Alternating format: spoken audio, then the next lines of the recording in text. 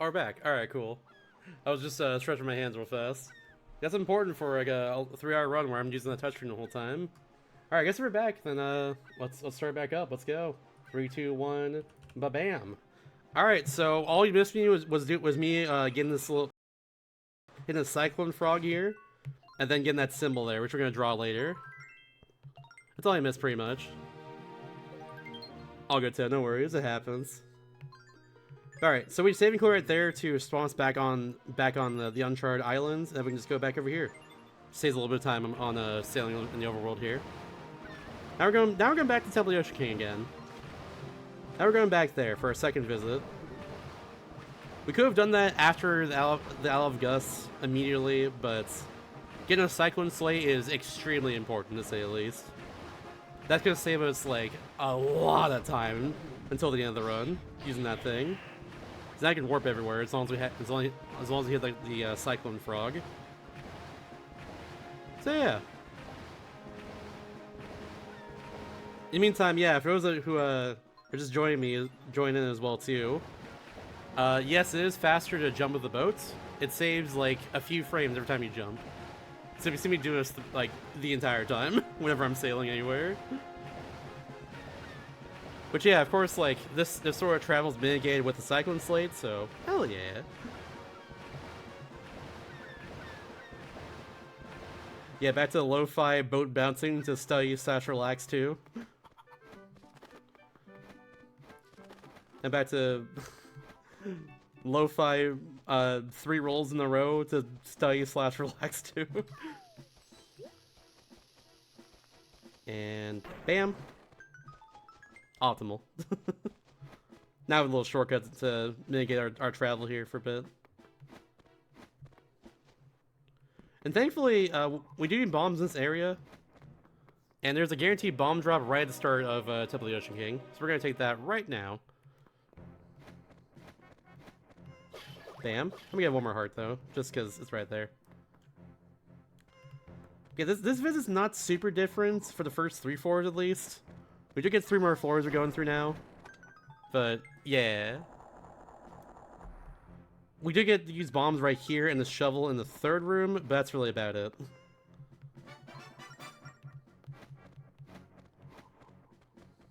That's really just the main things. I forgot to change the boomerang, but thankfully I remembered last second. If you miss this boomerang trick the first time, though, you'll see it again right now. It's really awesome. We do it 3 times this run. This will be the 2nd time right here.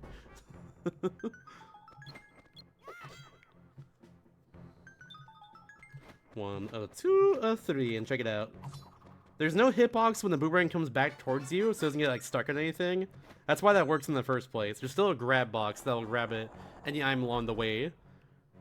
In this case, we can just kind of, you know, set ourselves on one side of the triangle we make there and have the boomerang come back towards us and get that small key and just skip the half of that floor. It's so cool.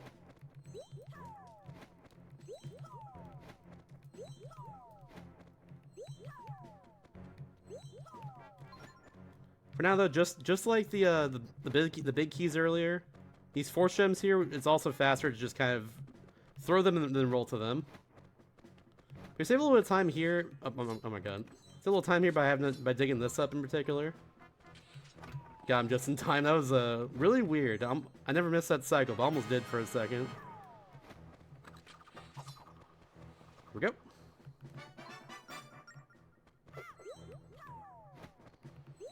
And the rest is the exact same as before. If you saw the temple visit before. Do we get 3 more floors in a little bit though? So we gotta bring his Doritos all the way back. These delicious tortilla chips, if you will.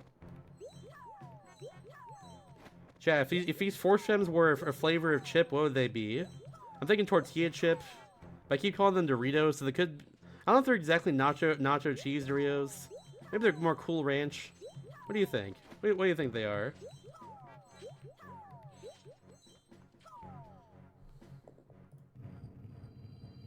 Temple of the Ocean violations? Oh my goodness.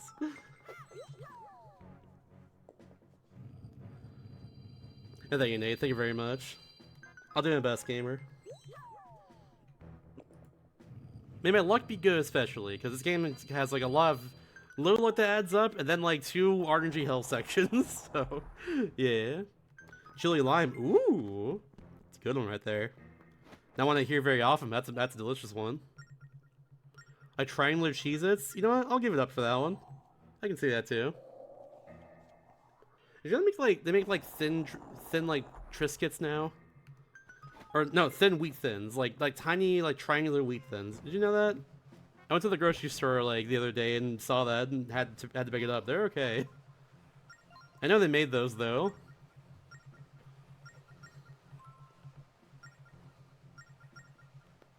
Also, we're gonna do the boomerang trick once again here. Just gonna go like right over here. Got it first try. Nice. Love to see it. My practice run yesterday, it took me 4 tries. It was not one of my better moments. I'll tell you that much. It's all right. We get caught here on purpose. So, oh, whoops, that's bad actually. Okay, whatever. I'm just gonna hold the L here. We're gonna hold that L, unfortunately. You ideally don't want to get detected by this Phantom Eye. They beep over and over again like this. Nothing you can do about them. At least while they're on you. Eventually, like, you eventually rub them off like that, but that's really about it. But it just attracts the fan towards you. That's their whole deal. On floor 5, there's just nothing here except for some fights.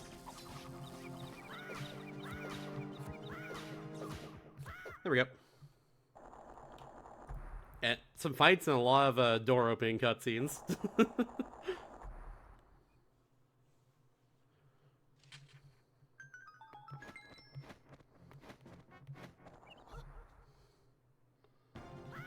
If I'm ever low on rupees going to this section of the run here, the very final enemy here spawns a 20 rupee every time.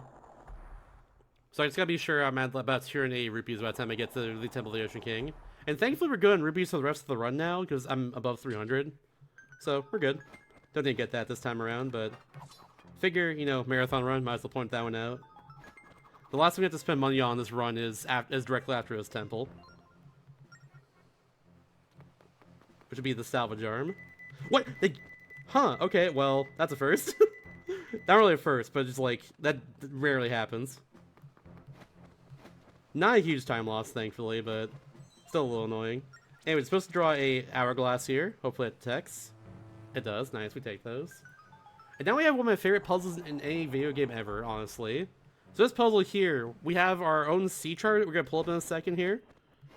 We're supposed to stamp the sea chart down supposed to stamp this crest down onto the sea charts. How do you do that? By literally closing your DS. In this case, I'm playing on Wii Virtual Console, so illusion broken. All you do there is just pull up the home menu, put the console in sleep mode, and that's only getting text. Sorry to disappoint y'all, but I cannot like bend over my gamepad here. Unfortunately, I can't do that. Hope that will suffice for now.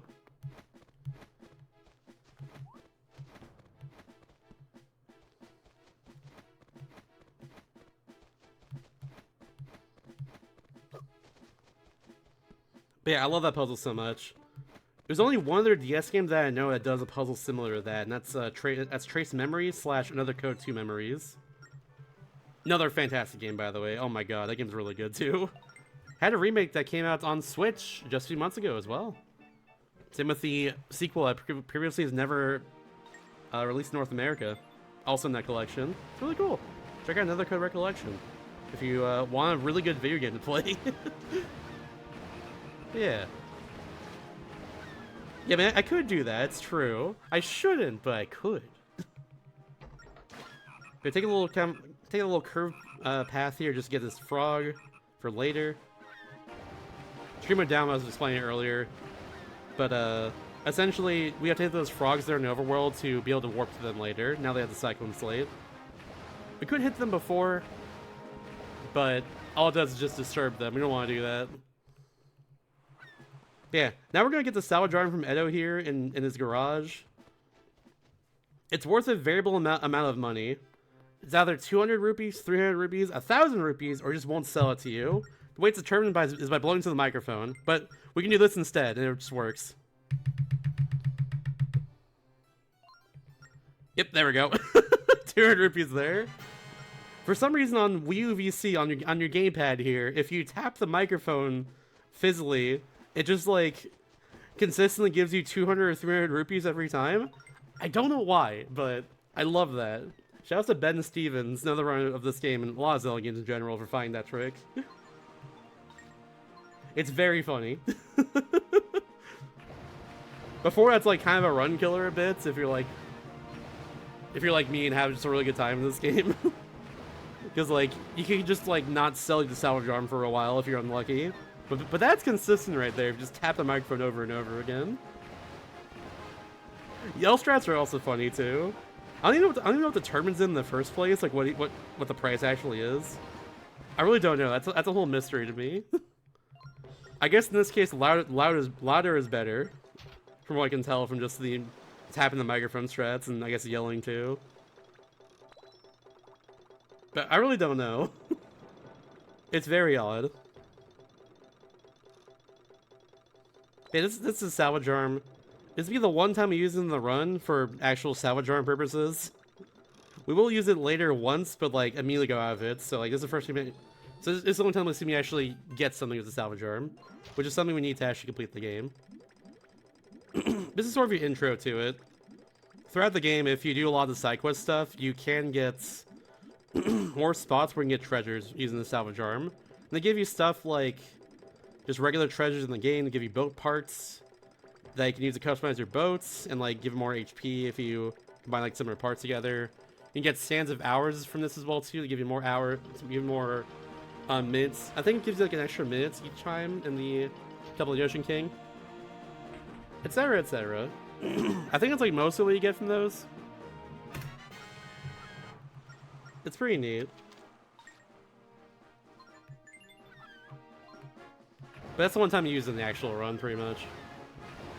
At least for its intended purpose. Yeah, now we're going to the Courage Temple, which is on the Melina Islands, where we were before. We're gonna go right over there. There is a Cyclone Frog over here I could actually hit, but is not faster. We don't come back to this section of the map ever again after this. So, not worth it. I figure I might as well point it out, because you'll see them in a second.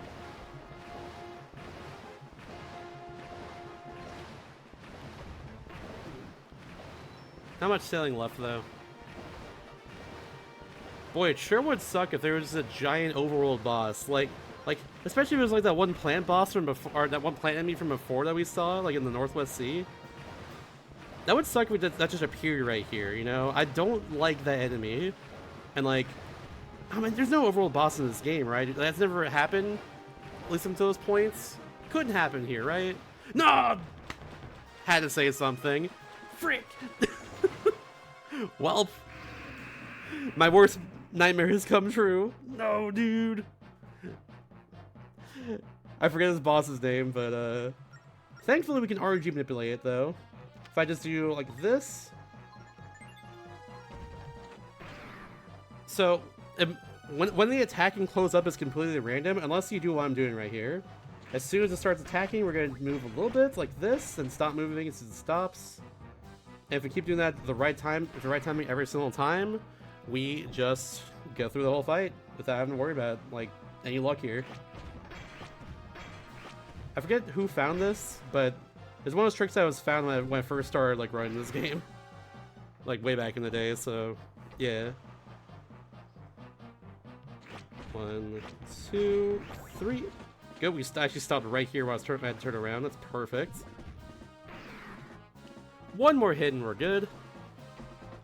I drew the perfect line right there. 2 quick ones.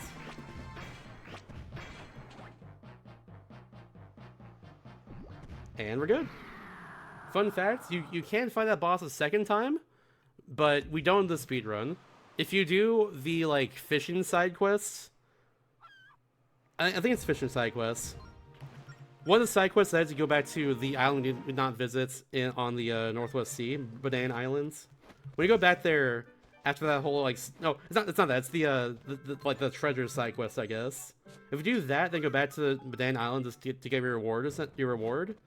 You'll be greeted with that boss once again. It's the same fight, but yeah. Also, if anyone's looking to the glitch hunt this game ever, if they want to like contribute to this run at all, there's a dev chest out of bounds with the sun key in it. If you find a way to get that, you save us like 10-15 minutes in this run. It'd be really cool. Also, speaking of tricks, this trick here I'm about to do in a second was found by a casual player, funnily enough, like earlier this year. Don't blink. Yeah, the trade sequence, that's what it is. Don't blink. Oops. Please work. Please work. Please work. Oh no. Come on. Get through there. It's not an issue, normally. Why is it not working? This is very odd. This isn't a hard trick or anything. Please? Work? Game? Sometimes it just happens. I don't know why of this. No wonder this wasn't found for a long time. Okay, you know what? We're just going around. That's really odd. I don't know why that happened. That's not really a thing that happened to me before. That is indeed one of those that's never happened before moments. But you can walk through those trees there. It's really not that difficult. I don't know why it wasn't working this time around. That was really odd. You literally just walk through them. I'm not even kidding you on that. I'm not sure why it just didn't work that time, though. Not clickbait, in fact. Whoops. Hello? There we go. Very odd again. Like, I have a setup for it and everything. It's not even difficult, but I don't know what happened. But it's alright. It is what it is. Can't go through the forest today. Gotta go all the way around here to get to grandma's house. You know how it is. AKA the Courage Temple, but you know. Yeah, I don't know what it is. Sometimes it doesn't work, I guess. I don't know. It should work every time there, but sometimes the game just like, no. No tree today. No nature. I'm good. But yeah, very start of Temple of Courage here. We have to damage boost and go against this wall to clip through the spike bars like this. This saves us a couple of just cycles here and just a bunch of waiting in general. It's nice. Now I got a small key immediately. Very cool. You can't believe they patched that trick. That's ridiculous. Right before my run, too. Gosh dang it. I knew it. Should have updated my game.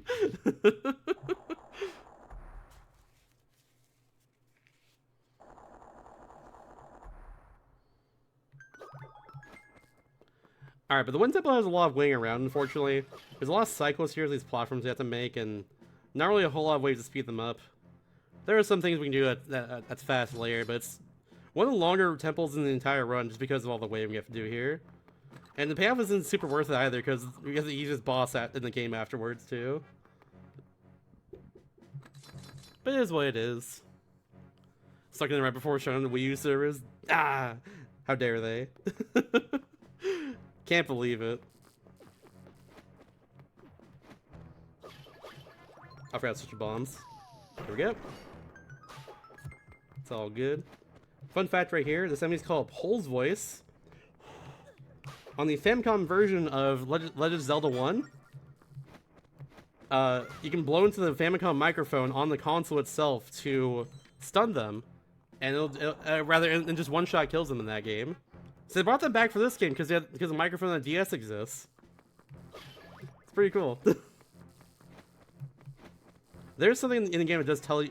There's something in the game that does tell you to do that. So like, it's not just like purely like simply enough, just an Easter egg they have to figure out. But yeah,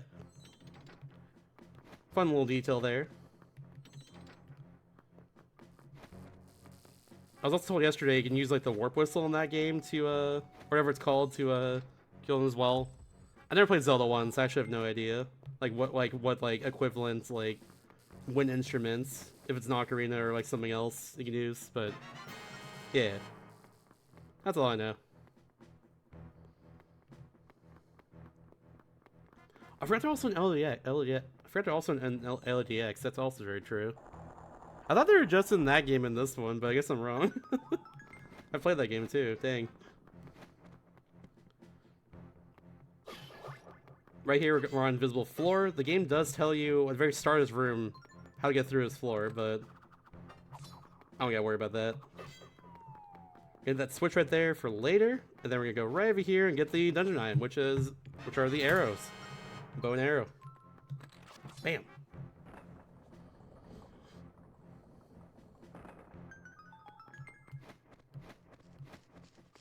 Oh, come on.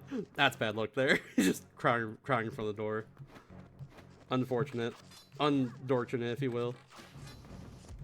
Will you, though? Probably not. Bam. Oh, just dropped my stylus? Let's go. Alright, cool. I got it, though. I dropped it, and thankfully I caught it with my thighs, so... Shouts to my thighs, I guess.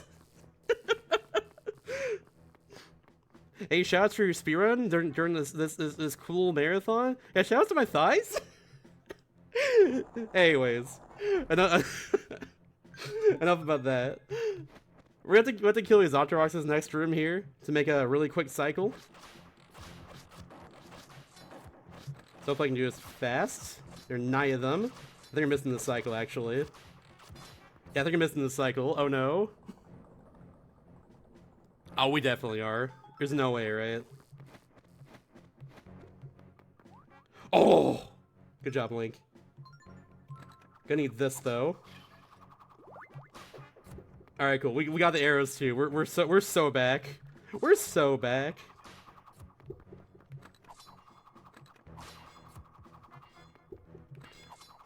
Dude, we're so back.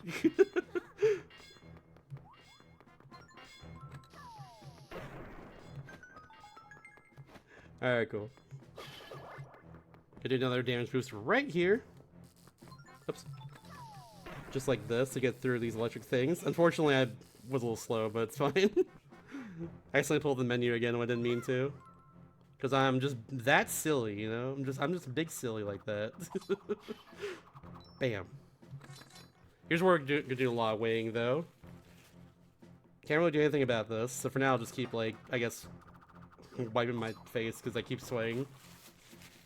Again, I don't know why, because I've been in this room all day with a fan on and like I'm just now swaying while doing the speedrun. It's just how it goes, I guess. Maybe it's because I'm talking more in general. Maybe because I'm doing something rather than just, you know, sitting there and doing my computer thing before. I don't know. Funny how doing activities makes you like sweat. Isn't that neat? Fun facts with Shasta today. Don't you like those? Anyways. Another Pole's voice right up here. It gives me a small key as well. We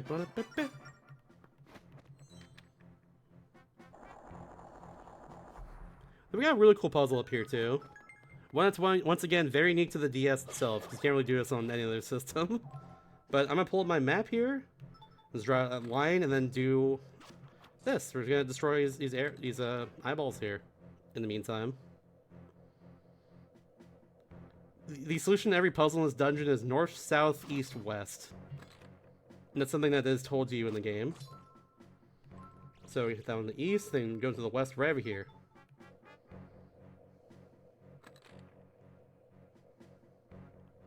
Bam. And now we're out. Wow! Spawns us right back here. Now the boss door is right on the end of this big expanse right here, so we're just gonna go across. No problems. Now it's just time once again to wipe my face. Because you know what? The human body is funny sometimes.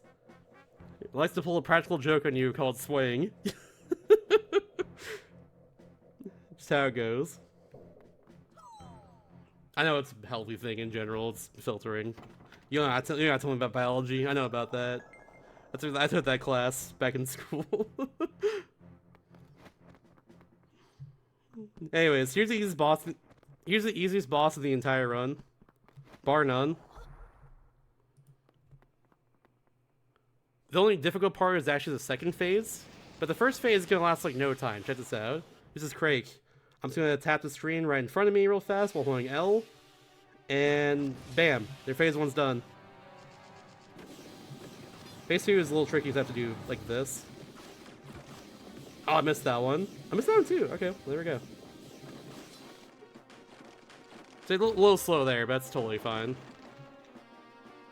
I'm just gonna hit him like here. I'm gonna do 3 hits, like that. You just come back over here, another 2 hits. Doesn't matter how, like, if it's a spin attack or not. It's just 7 hits total and he's dead there. Spin attack does not do more there for some reason. I don't know why, because it does more on every single other enemy there, but I think he's literally just programmed to take 7 hits and that's really all they care about. Yeah, that's Craig. Like I said, easiest boss in the entire game. However, if you don't know about that like arrow trick at the start of that fight, it is definitely a lot harder. He will go around in first person and try to hit you, which is pretty cool. But yeah, once again, the illusion there has been shattered just a little bit. That's how you beat that boss fast. Just shoot an arrow at the start of the fight and bam, he's done. Pretty much. Give me a pill by the time his run's done? Probably. I live in SoCal and it's getting pretty toasty all of a sudden. It's springtime. And then summer afterwards. That's how the seasons work. Did you know? Thoughts?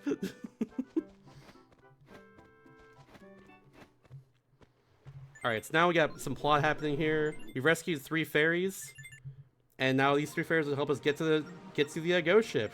We now navigate towards them. But first off, we have a fun little detour here. This is Jolene. Not Jolene Cujo, but Jolene the pirate. And I don't know if it's actually like confirmed lore, but I'm pretty sure from what I've learned in this game that Linebeck and Jolene were once like a thing, you know, once a couple, and then Linebeck decided, I'm good, and just stole like all her treasure. So now Jolene's seeking revenge. In this case, though, with the fight for Linebeck, because he's hiding that box back there behind her right now. This fight's like pretty random though. However, it's more consistent if you're able to kind of like hit her in the corner like this over and over again. Sometimes she will push you away, but if she jumps back like this, she'll always do this pretty much. And that's consistent at least. But you could lose time there from her just like, you know, kicking you a bit to push you out of the way. Or like, you know, just other stuff like that pretty much. There's some bits of luck you lose time on there for sure. Yeah, for saving his life there, he gives a blue rupee. And now, we're told to sail north here, but it is faster to warp to the Northwest Sea and go to the very top left corner of the map where the ghost ship is there. However, we now need to deal with luck, unfortunately, because the ghost ship sails in like a circle pattern in the top left corner of the map over here. And where he spawns in is completely random, so we gotta hope that he spawns in on the right side of that circle somewhere, so we can catch him there. That's the idea. Save me, Pirate Woman. Pirate Woman, save me. Oh my god. Ay. Mac and cheese is good. I completely agree. I need to make some of that when I'm done with this run. I don't know. That sounds pretty delicious.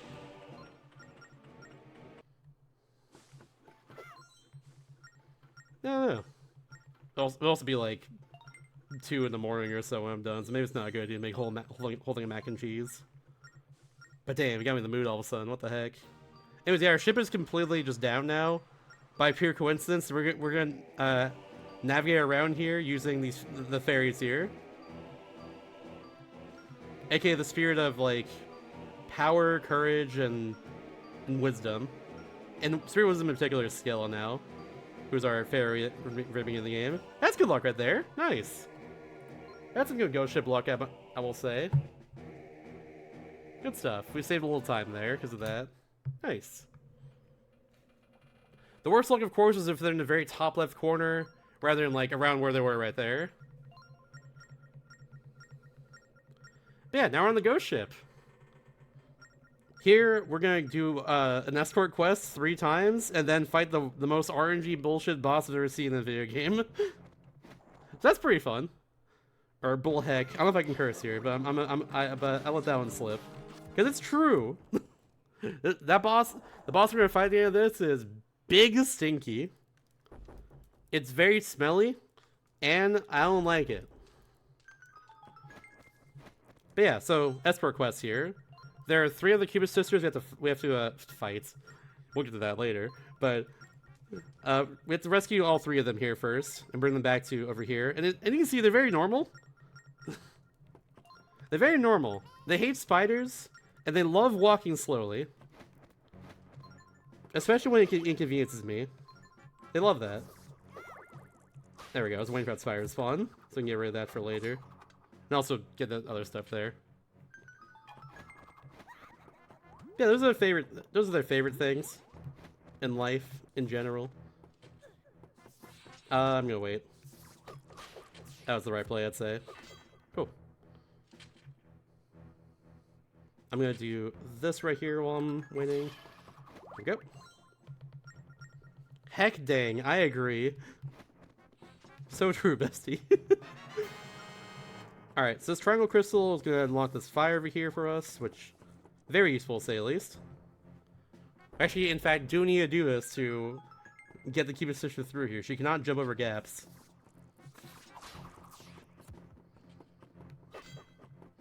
Always thought these Cupid sisters as well look like the Oots potato chip mascot.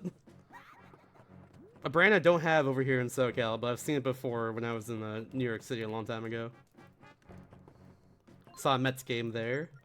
Shouts to the Mets. Love the Mets, baby. Hey, home run, baby. Love the Mets. Let's go, Mets. I'm actually a Dodgers fan, but you know. SoCal, baby.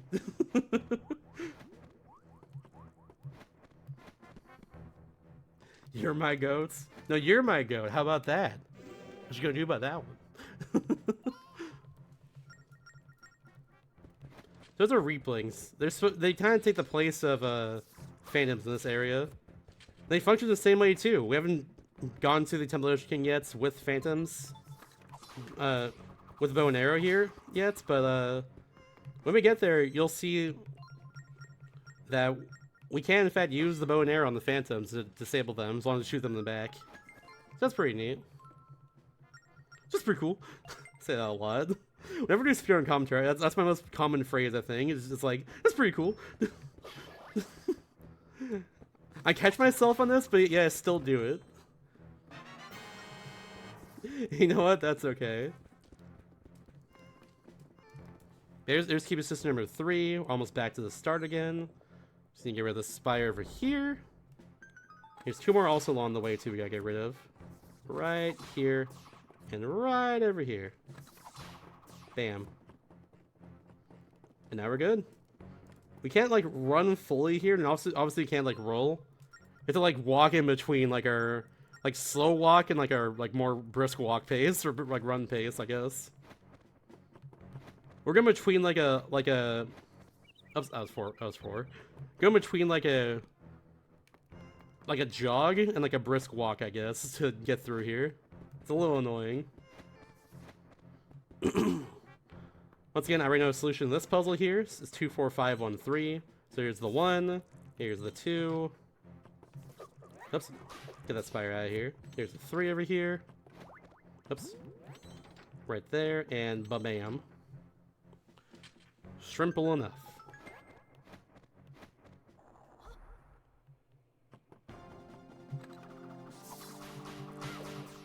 Cool.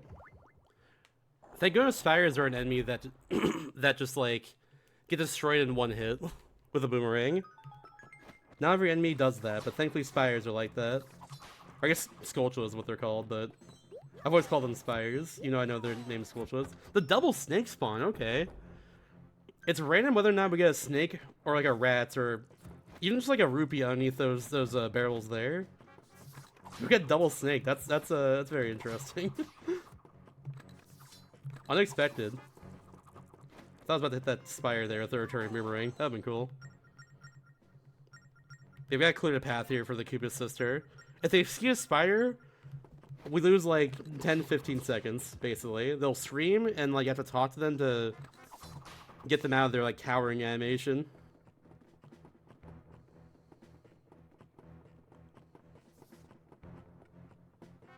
Also, if they go off screen a bit, they do the same animation here. Eek, DS equals retro. It's okay, you don't have to be scared about it. The DS came out 20 years ago.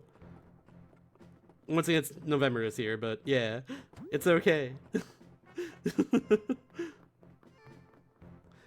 Don't be scared of the facts, just accept it. It'll make you all feel a little older as well too. I played the DS. I had a DS when I was 9 years old for the first time. I'm now 28. Love this thing, that's my favorite system of all time. It's too goated, there's too many good games in this thing. It's just so unique too. But yeah, anyways, it's time for the most RNG complete BS fight in the entire run, and maybe in any game I've run in general. The Cupid Sisters fight is very infamous in this game, because it's very, very, very luck-based. Yeah, the passage of time, oh no. So, we gotta destroy all 4 of them. They take 2 hits each, except for the final phase where like they'll heal the full and take 3 hits. Thankfully though, on this first phase, the red Cupid Sister will always shoot out right at the starts. They'll always shoot out like a blue ball here, or a ball of energy rather. And now here's where it gets a little annoying. So now they can shoot out a ball of energy or like blue balls, like like Aghanim does in Link to the Past and all that. But how far apart they're from each other is random. How many volleys they do in general is random. How many rounds of volleys they do is random. Etc, etc. And also whether or not, of course, they actually shoot out a ball of energy here or this is random too. All that loses me time. And of course, on top of all that, if all 3 of them get hurt here instead of just like 2 of them, I also lose time because I lose a cycle here. So I need yellow and blue to get hurt here. If green gets hurt, I lose a whole cycle. I have to do 1 more cycle of this entirely. So oh my god, 3 blue balls? That's really unlucky. Come on. Come on. Just A1, not here, not here, not here. Okay, well, whatever. There we go. Lost a whole cycle. Welp. Again, nothing I can do about that at all. The game just gave me a big middle finger, unfortunately. Yeah. At least be close to each other. Just be like right at... That's so far apart. Okay, well, fine. I'm getting some very bad luck here. Sheesh. Alright, they're pretty close. That's okay. Please? Please? Please? There we go, okay. Now they're back to full health. And they'll take 3 hits now instead of 2. And I'll start doing this, of course, as well. Again, how many volleys is still random right here? I've had it before as well, where I've accidentally shot the ball of light right past them by just like trying to like hit the too close to the top of the screen here, while they're trying to reposition, I guess. But yeah, very bad luck right there. Am I still saving time on my run yesterday? I might be. It's close. I lost a lot of time yesterday too. But if all goes well, this takes about 2.5 minutes or so, maybe less if we're really lucky. We're above 3 minutes on my split right here already. But we're out of here now, so it's fine. Yeah, I gained 2 seconds there. I had 50 seconds to save in my split. Damn. It'd be like that sometimes. Cupid Sisters are pure evil. Just pure RNG BS, to say the least. There's one other boss later on in this run that does have luck just like that as well. That's like, oh, they did this? Well, there goes all my time, you know? There's a boss later on in the run that's I'll slight that. For the most part, bosses in this game are pretty consistent, as long as you're good. You got awkward time as a new game when you're 9? Ayy. Hell yeah.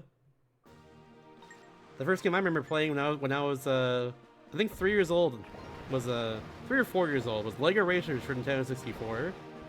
Still love that game. That game rules. I don't care what anyone says.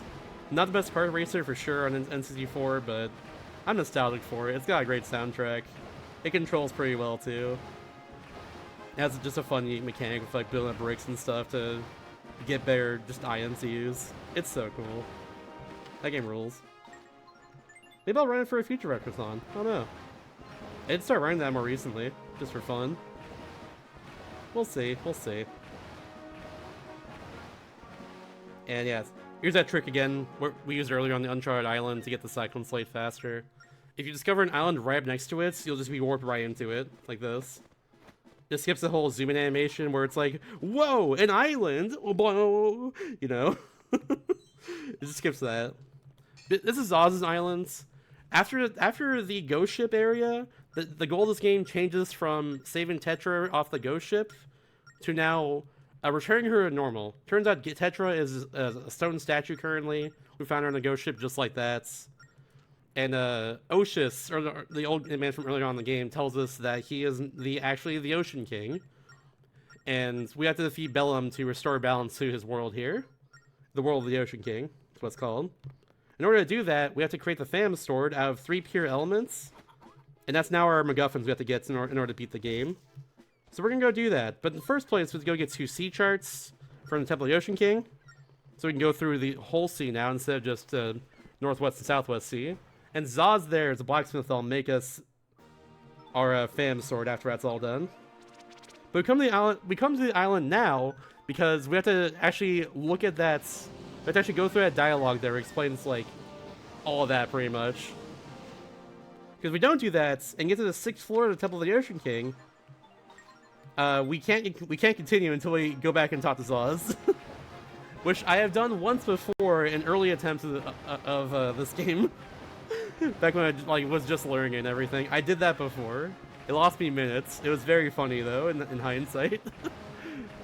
But yeah, we're gonna go through the entire Temple of the Ocean King now, and things can be changed a little bit in the first 6 floors from before. So things are gonna be very different, and you'll see for sure now why it's one of my favorite temples in all of Zelda overall. Once we get here, of course.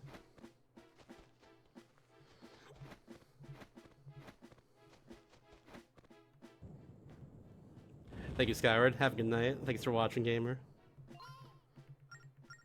You have a good sleep. Sleep good.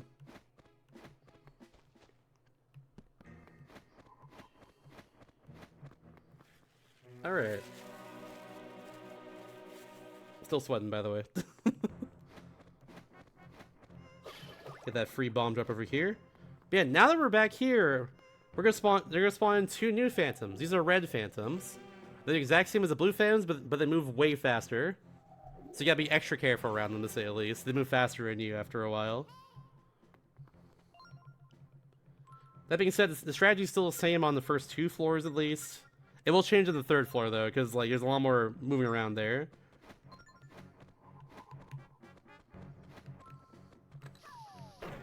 Just gonna go right over here. We'll pull out the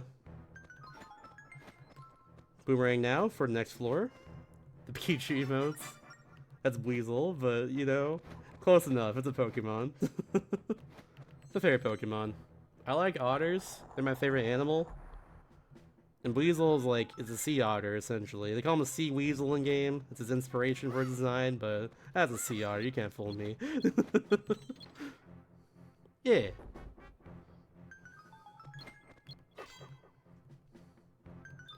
Last time we do this trick right here as well. Gonna do a little bit of that. Go right here. Didn't work. Okay, hold on. There we go. That worked. Orange water Pikachu. Yeah. It's got a little floating around his neck. It's pretty cool. Lots of Floatzel. Also a good bean. I like the little guy more though, but Floatzel's also a good bean.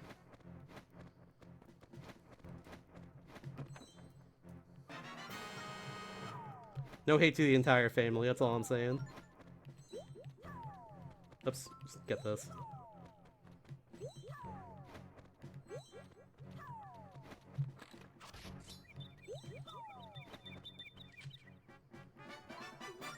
We're gonna stun this guy over here and throw us right up here. I might actually not get this. I'm not sure. It might be too tight. Nope, we're good. I'm sick.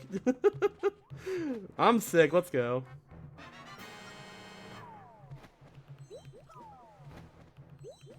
Yeah, the strats are a little different here because the FAMs are a little faster. So the cycles are a lot different in general. Oshawott freaking rules.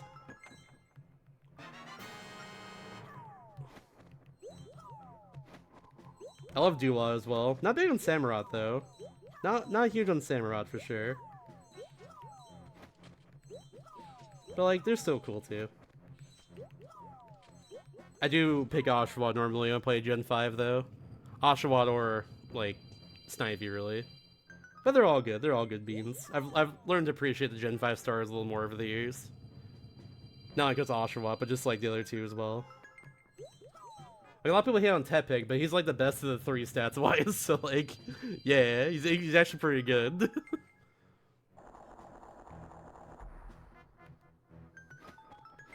Yeah, I would love Bipedal Samurott though, but it's okay. It is what it is. Yeah, Oswald's just a little guy. He goes like, Asha, Asha, Asha, Asha. It's so good. How can you not love him? He knows what he is.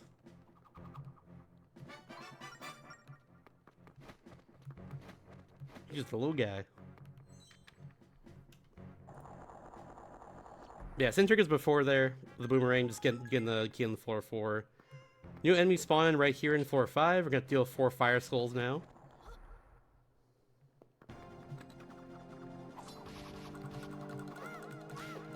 Thankfully I hit all of them this time. I missed one of them in practice run yesterday. Missed one of them in my practice run yesterday. Words are hard. You also get Coil, which is a pretty decent move too from a superior. Definitely not hitting that one. Oops. Ah, please. Please. My arrows, I need them. There, okay, sheesh. Whiffed like 3 of them a second ago.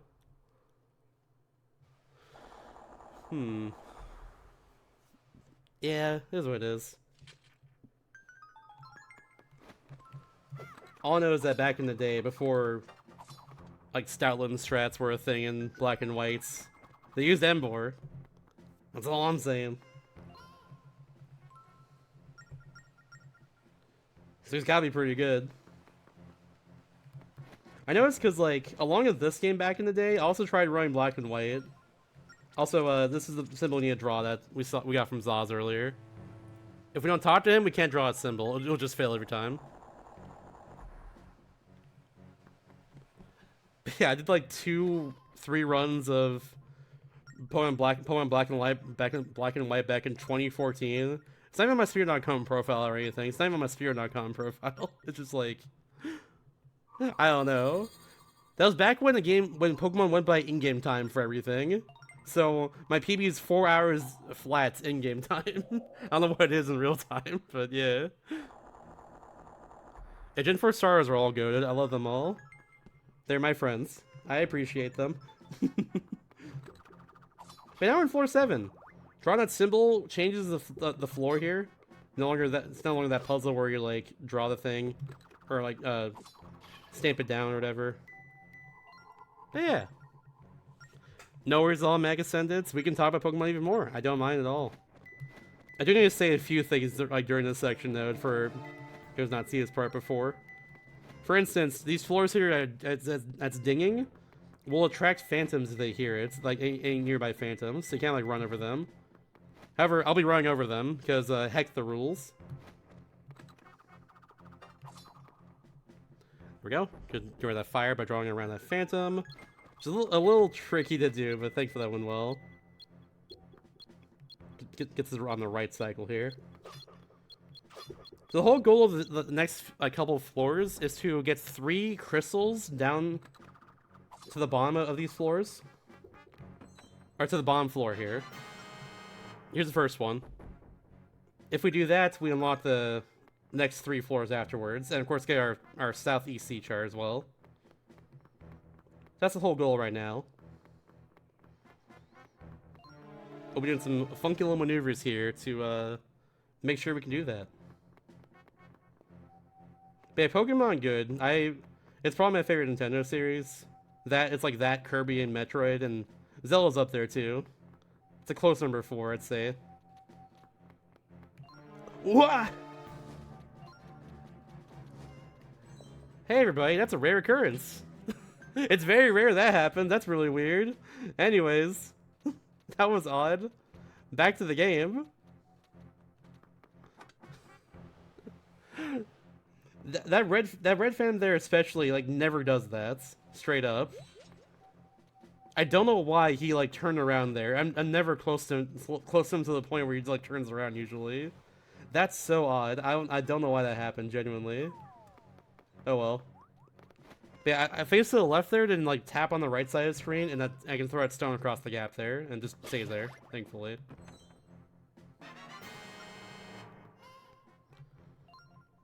Now we got this triangle stone here, triangle crystal rather, and we're gonna do the exact same thing with it. And thankfully, the Red Fam is far enough away to the point where 1, they won't see me, and 2, I won't get detected by them. Do that. Bam. We get rid of this guy. Oh! Get rid of this guy over here.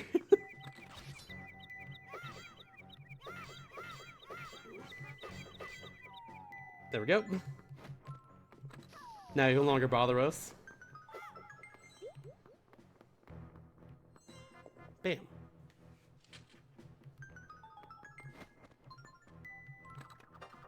Well, that's never happened before. Wow, the thing! Oh my god, he said the funny marathon thing. That kind of hasn't though. That's the weird thing. I'm usually pretty good at that part, but like that really doesn't happen. Oh well. It's okay. I'll keep saying the funny.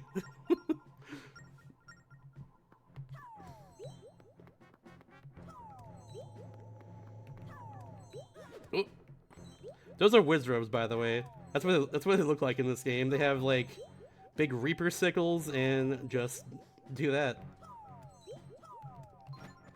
They take away a few, like 30 seconds or so from your fam Hourglass. It's not really a big deal though. It really isn't. I gotta put these crystals in this order. If I don't do that, it will not spawn in the next 3 floors. The game tells you this, by the way, in the next room. That's why I'm mentioning it right here, but yeah. Chestpin's pretty cool. I like Rowlet a lot. Like, I mean, I usually pick the water starter because, like, I don't know, I just like water types the most in general. Ocean life intrigues me. I don't know. Sea life, river life, etc. That all intrigues me a lot personally. I like marine biology, so like water types, pretty heckin' cool. I usually pick them, but Rowlet though, that's a round little friend, and I wasn't huge on Popplio, so yeah.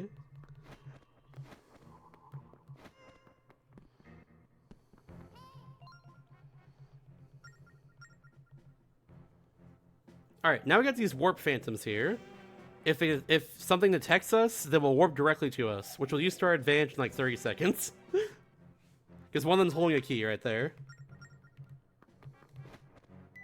Oops, now we're good, okay. Didn't hear us, thankfully.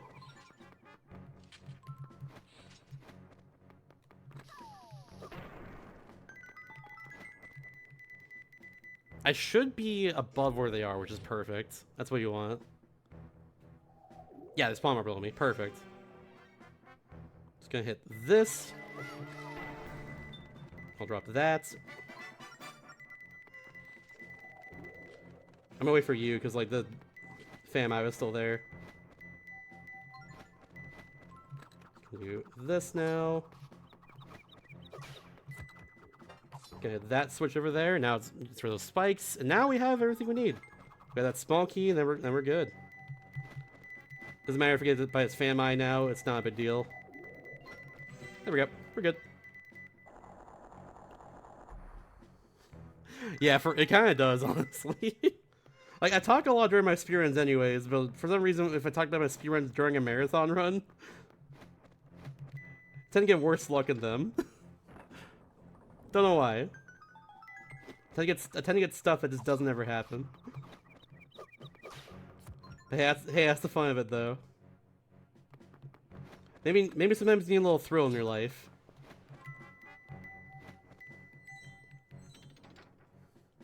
Maybe having things be the exact same all the time is not what you want.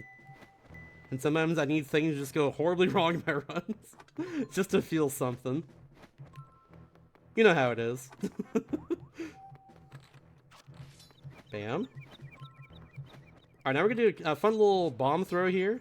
We're gonna hit a switch that's off screen by just tapping the right side of the wall, just like... Oh, I should miss that. There we go. Just like that.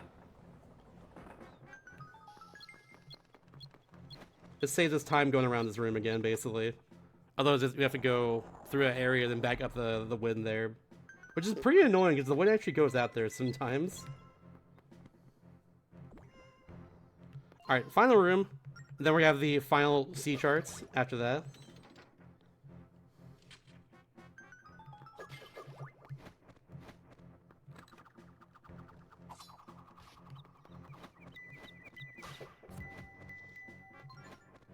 As soon as he collects his chest for here, he's gonna be his fan that spawns in. Same with the chest in the top right of the room as well. I'll be throwing this over to the right, and then bam.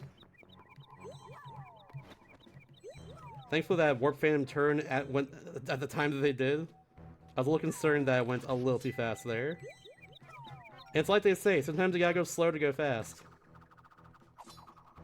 Sometimes you gotta slow down and pace yourself, you know? I was going a little fast right there. I was speeding a little bit. I was going over the speed limit of the game, if you will. Can't be doing that. So we're getting detected here on purpose. If all goes correctly, this warp phantom will come right towards us. And we'll take that force gem in a second here. And get you out of the way. I think he's gonna see that force gem there. I think he's gonna see it. Please see it. Oh, he didn't. Oh no, that's bad. Okay, didn't throw it down fast enough, I guess, or far enough, maybe. All right, so back of his strats, we're just gonna do this normally. Hopefully, he's on the right cycle where he won't detect me, but that's a shame. You see the vision though, right? I was trying to make him warp back to the center of the room while I run back over there and just hit him again and get the force gem from him. Just rob him blind, I guess. After using his cool warping powers, just showing it off to me, but you know, I'm just cruel like that, I guess. But yeah, there's my backup. I just do the room normally. No cool fast strats from me. Pensive emoji. Oh well. Other than that though, it was like pretty much perfect, like last couple of floors, so nice. We take those. Could have lost more time, but we're not losing time by having fun speedrun. That's the most important thing. Yeah. Here's the final C chart. Now I can go to Northeast C, which we will in a second. Y'all remember the beginning of this run here where I mentioned that really broken glitch that is only possible on the English version? That'll be very relevant in a few minutes. That's all I'll say right now until we get there. In the meantime, we got a lot of sailing to do. Now we have the last two C charts of the game. And we did it all in one visit. We're gonna go over there. Over to the Northeast Sea and set up some stuff that we gotta do.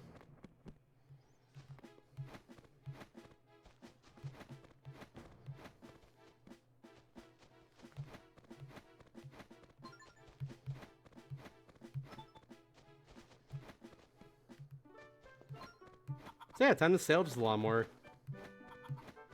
The goal is to get 2 cyclone frogs in particular. And then we're going to warp out of there instead for the really broken English only glitch.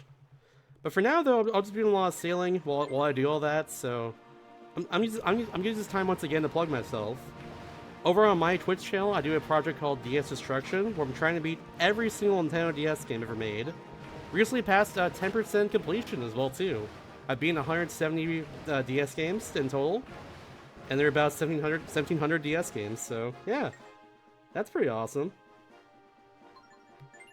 Also, recently played one of my least favorite games of all time, so that's unfortunate. But hey, we're done with it now, thankfully. Oops. I've also played some of my favorite games of all time from Deep Destruction now. Discovered them through just doing this whole project here, which makes me happy. It's been very fulfilling. But yeah, if you like the Nintendo DS, I think my channel is a must follow at this point, considering I'm trying to beat every DS game. So yeah, feel free to follow my channel on Twitch, twitch.tv/mr_Shasta. If you want to see more DS content, some more cool DS games in general. Yeah, in the meantime, there's a Cyclone Frog in the very top right of this map, right in front of that island that has a bunch of ice around it.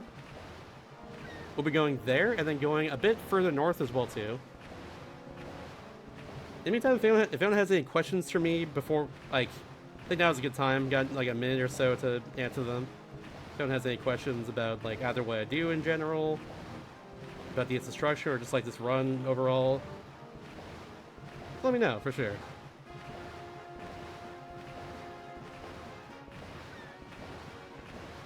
I got you. Or just, you know, any funny question comes to your brain, I will in fact answer it for chat interaction. Even has nothing to do with anything at all.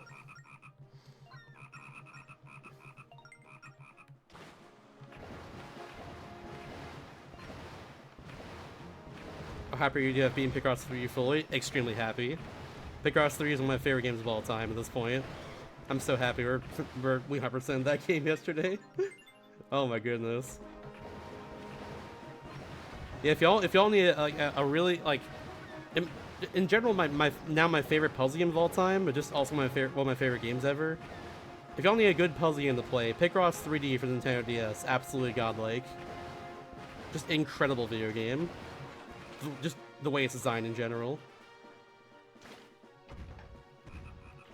Absolutely incredible. Dethroned to Wooey? It's not my favorite game of all time, but it's one of my favorite games of all time. Alright, so we got that Cyclone Frog right there. Now we're going to the Northwest Sea. We're supposed to go to the top right of this map to go to Isle of the Dead. That's what, and then get rid of that cyclone there. However, we're going to skip doing all of that by doing a glitch called warp displacements. To set it up, we have to go to the Northwest Sea here, go to the Isle of Gust, then go back out. Then we're going to use two styluses to draw a straight line to the very top right corner of this map. If all goes correctly, I'm able to, on the same frame I get by an overworld cyclone, use my cyclone slate and warp out of there. If I do it correctly, this cyclone in particular, by the way, that is destroyed. If I do it correctly at that point, I will offset my warp and be able to warp right past that cyclone in the Northeast Sea. It's really cool. That being said, frame perfect trick, it's really hard. Wish me luck in this one. And also, no one knows why this glitch works in the first place. Even the person who discovered it. So there we go. First. Oh, whoops, hold on. Before we do anything else. And let's go. Okay. My visual cue here is looking for the line on the ocean here. I think one frame past this is good. Ah, I was one frame too late actually. That's fine. I think I was good the first time. I just got a little antsy about it. That's why I saved right there. For that exact reason. Now we'll try again.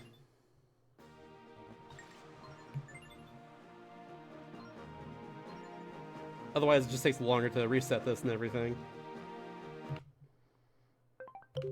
I'll go one more. I might be too late. Nope, that might be good actually. My angle was like slightly off from before, so I think doing that one more buffer there was the right plan. Let's see, please. Nope. Okay, we'll try it again.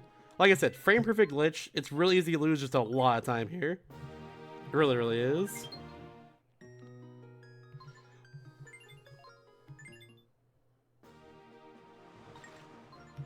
Let's try it again. I believe this time.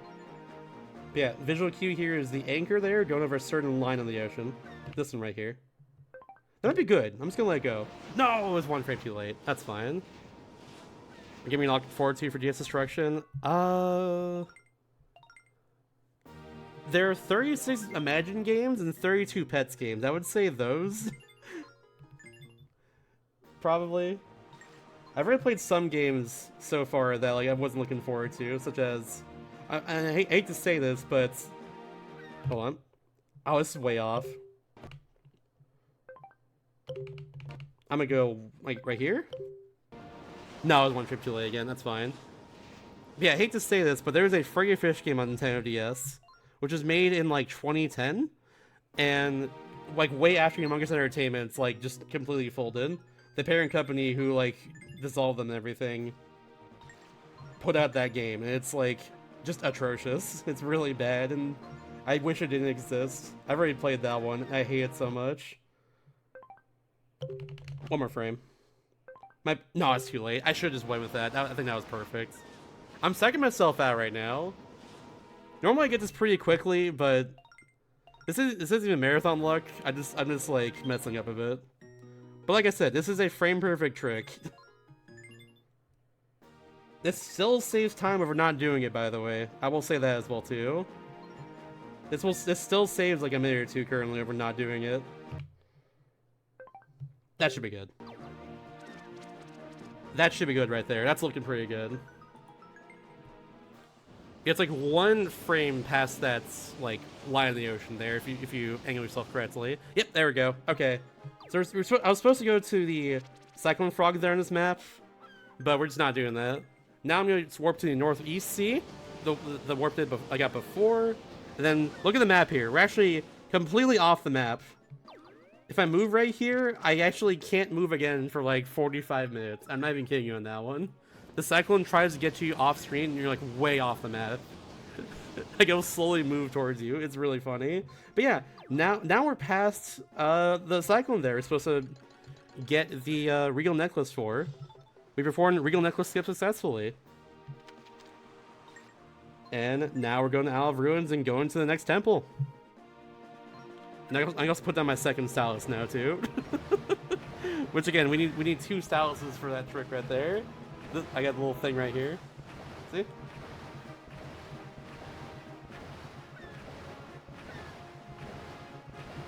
We're still on pace coming under estimates, even despite that happening. But I did lose like 2.5 minutes there of my like usual split. That's okay.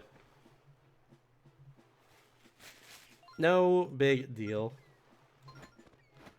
Like I've been saying, we're still on PB pace to have fun, and that's the most important thing. But in particular, we actually can tackle any of the 3 remaining temples in any order. We go to this one first because the most broken item in the entire game is here. One that's like very imbalanced for layer temples especially, for multiple reasons, but also is just very broken and just breaks the whole game from this point onwards once we get it. It's ridiculous. Like the first like 2 hours of the run are just like a lot of really tight movements and cool tricks and stuff, with the occasional like glitch here and there. Nothing super fancy. Now we're getting to the good stuff, the really good stuff, the more flashy things you expect from a Zelda run. Oh my god, please! I say that now I'm messing this up, but it's okay. A little bit of that. Bring it back over here one more time, and then bam.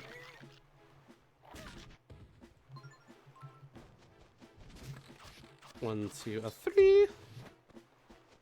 These likes are a little annoying. We save a little bit of time and movement by doing what I did a second ago with that boomerang to get that one like over towards me. In the meantime, we're on the Isle of Ruins. Lore-wise, this island was home to the Cobble Kingdom a long time ago, but an earthquake destroyed it. And now we're going between all these temples here, where like the knights, I guess, of the Cobble Kingdom were laid to rest, and we're gonna go talk to them to figure out how to get to the main like temple area, which is Mudo's temple, the temple of King Mudo, where he's laid to rest, which is of course the size of a whole dungeon in Zelda. Yeah, funny thing in general is that like these knights have very like regal sounding names, very ye olde English sounding names, I guess. That guy's That's Bremir right there. We're gonna talk to Doylan in a second. But the first knight of the Cobble Kingdom is named Max, which is a very normal name. Don't know why, but just thought I'd point that one out. It's very funny. You got Bremir, Doylan, King Mudo, and then Max. Always love that. I don't know why. Just the contrast. But yeah, the whole goal right now is we're going to try and lower the wire to get access to Mudo's temple. So going over to Doylan's temple right here will allow us to get a key that will lower the wire for us once we go back to Bremir's temple in a second.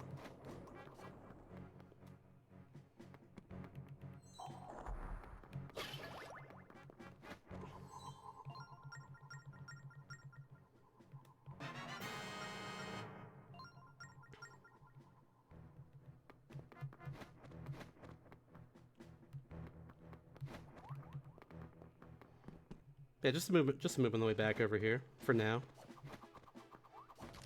Just a little bit of movement. There's a lot of movement in this area before we actually get into Mua's temple. Just how it is. Us moving around. I love these variants of like mini blends here. That just have these like cool green goggles and purple hair. They're really cool. I like them a lot. You're gonna see them a few times before the end of the run, but you see them first right here. Now it's time for a little handbrake. Because once I put in the key right here, I have like 20 seconds to just like stretch and drink water and stuff. So I'm gonna do that. Just shaking my hand from doing 2 hours of touchscreen movements. As you do. Oh yeah. Oh yeah, that's all good right there. Oh yeah, that's the good stuff. I'm feeling good now. But now I have access to where Max's temple is in the bottom right of the map. Now also lead us directly to Mua's temple right afterwards. So we're gonna go right over there.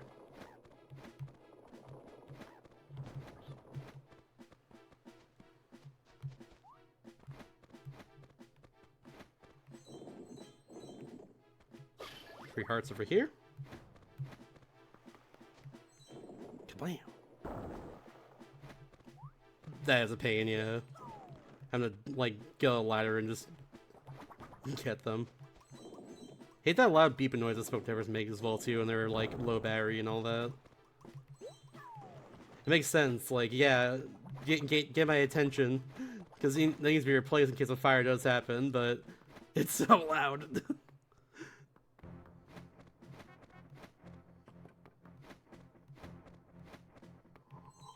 I guess that's kind of the point though, because like if it's annoying, you want it to stop. In order to stop it, you need to replace the battery in there. So, yeah, it is what it is.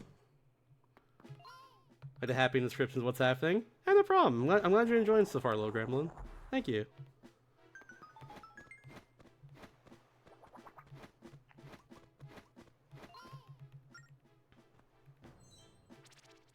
Can you believe, even despite my commentary here and me being really good at this game, this run has still not been accepted ever to a mainline GEQ events. One of the few like mainline Zelda games that's never been in GEQ. That keeps an estimate every time, so like, yeah. maybe this time around be different. Who knows?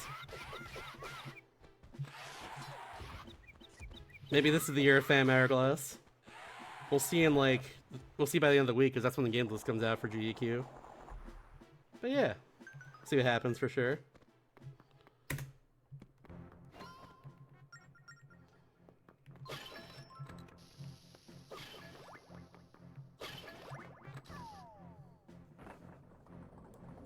There's cycles you gotta make in this area.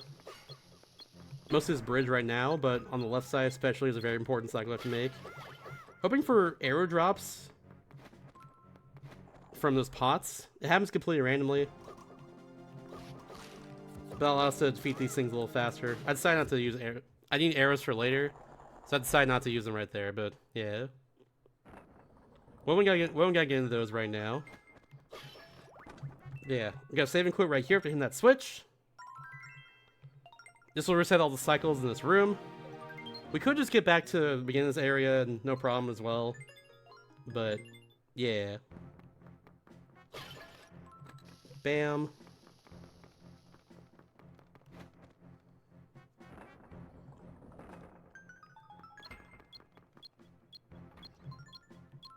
Now we'll use arrows for this fight at least. Hopefully I get an arrow drop right here though.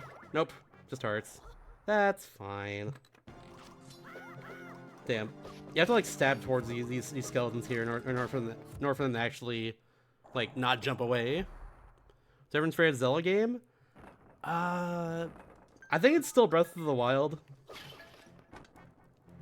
But I gotta play it again. But it's like either Breath of the Wild, Spirit Tracks, or probably Link Between Worlds, honestly. One of those, I would say, at this point. That being said, though, this is definitely the Zelda game I played the most. One, because I speedrun it. Two, I played it, like, more than, like, any other game, I think, growing up. I did a lot of playthroughs of this game, because this is a very good one to play on, like, road trips, and I took a lot of those as a kid, for sure.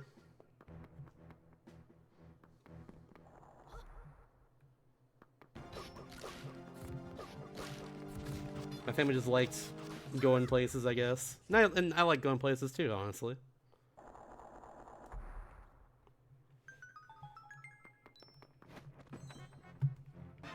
I also like Tears of the Kingdom as well. That's a fun game too. I've not played Twilight Princess or Skyward Sword though. So like, I guess take my opinion with a grain of salt. But I will say, at the very least, Spirit Tracks is hella underrated. People sleep on that game so damn much.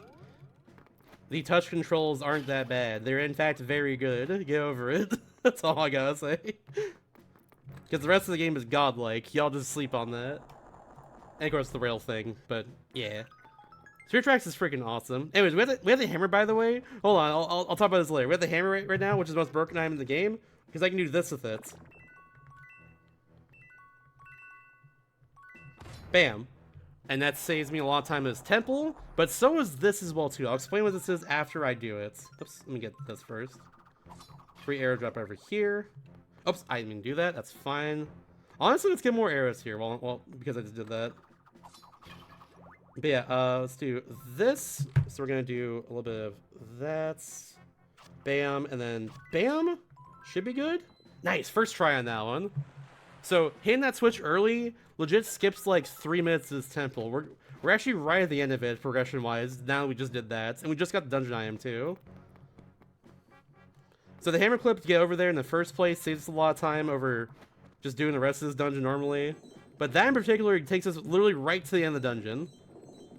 We are about to get the big key in like 30 seconds, straight up. And we just got here basically. Like that's where we're at. But yeah, so what did their second go with the arrow is that I moved the camera over to the right really far, and then just like shot an arrow that way, because I had to let go of it, and shot an arrow like to the left just barely, and pull up the collection screen will actually spawn in, or it will despawn the door for just long enough to where like when you bring the camera back over there, the arrow spawns back in, so actually disables the hitbox and enables it once again, allowing me to hit that arrow through the wall, or through that door there. And that's, of course, skips, like, most of the temple. There are these cool tile puzzles you can do throughout the temple where you hit the hammer on top of them and it, like, switches them from, like red to blue. You have to, like, match the patterns with that. It's really cool. But you see none of that because I just skipped, like, all of it. And we're about to fight the boss here, which is my favorite boss in the entire game. So, yeah. Moo's temple's pretty broken. The hammer, best item of the game.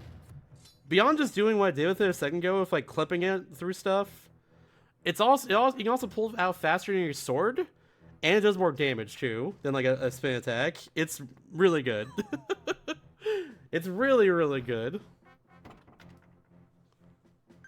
It's just telling itself about trains, that tracks. How dare you? You're right, but how dare you? I'm off the rails about it. Wah!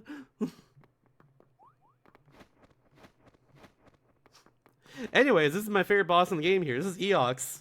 He's this giant stone golem, and he has all these pegs on him you have to hit in order to destroy the stone parts of him.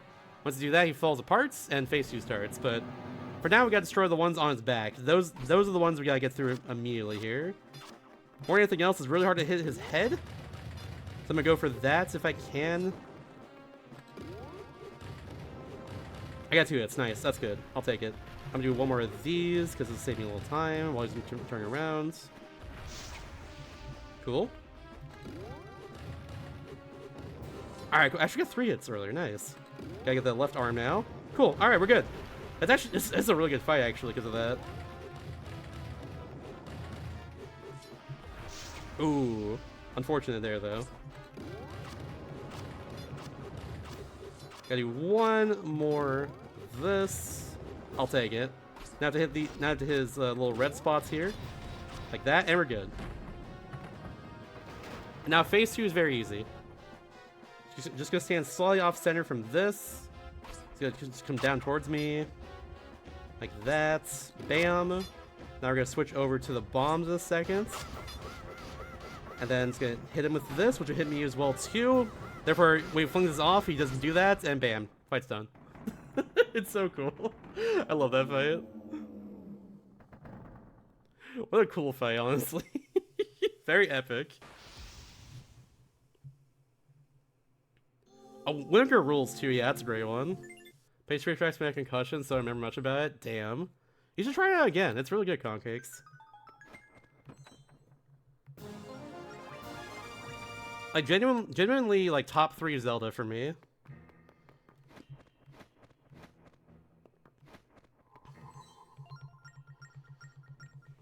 Yeah, here's King Muto right here. He's just like, hey, here's the pure elements. Take it. Have fun. So we have it now. That's pretty cool.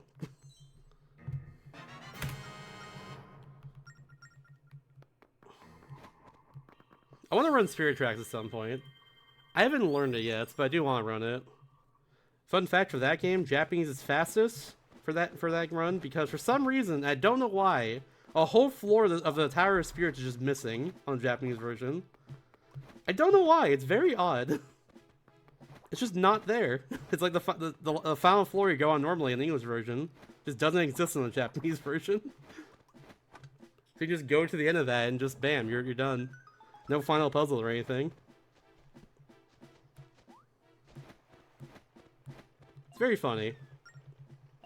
In general, the cool thing about the Spirit Tracks run is that the dungeons themselves are very broken. Because you can't really break the overworld in that game, given it's all on rails. All just like train tracks and stuff. What? Is somebody over there? The heck? Everyone sends me to the right. That's very strange. Oh, didn't mean to do that. I'm gonna do this.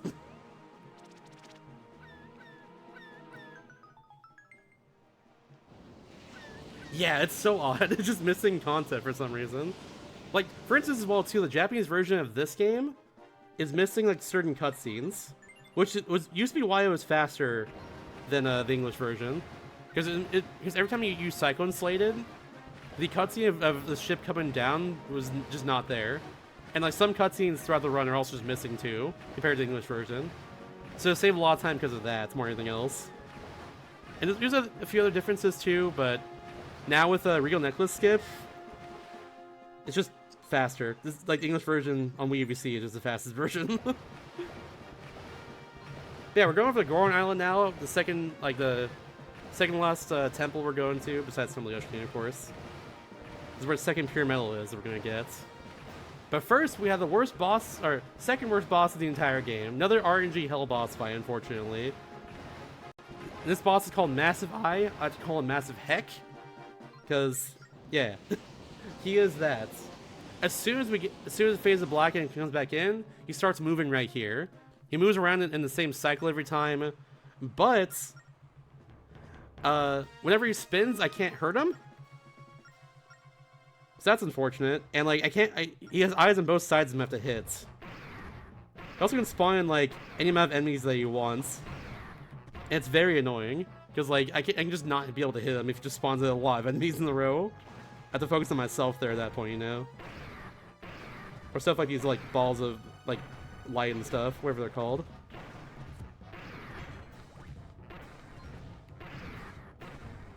Oh, I didn't get it. Damn. Okay, we have to get... This would be like a really fast 3 cycle, I think. Unless I die right here, that can also happen. We're looking good right now. Yeah, we're looking good right now. Just got to defend myself real fast. While I wait to hit the left side of him. Maybe I can get him right here? Ah, I didn't get him right there. Damn. When he goes inside of you like that, you actually hit him just barely. If you aim at the right spot. It's really cool, but it's really hard to actually make it happen.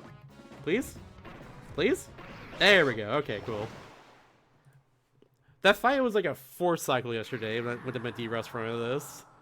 So that at least went better than that, but sheesh. Unfortunate boss fight, to say the least. I do not like that fight whatsoever. I don't think anyone does who runs this game or plays it in general.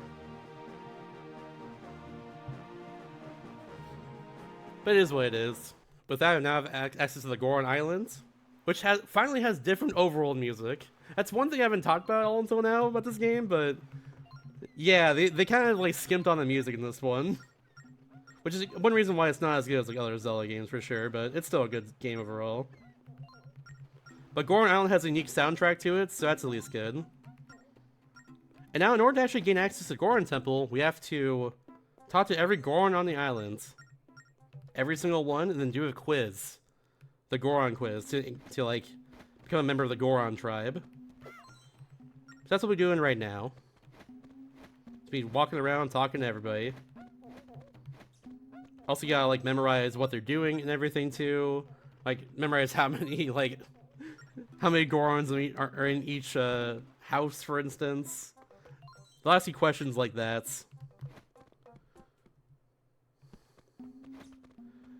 And, here's the last time in the run I'm gonna use the microphone. There we go. Used it a lot early on into this game, but then you stop using it for a while until right here. So yeah, goodbye, DS microphone. We'll miss you. Maybe. Oops, please.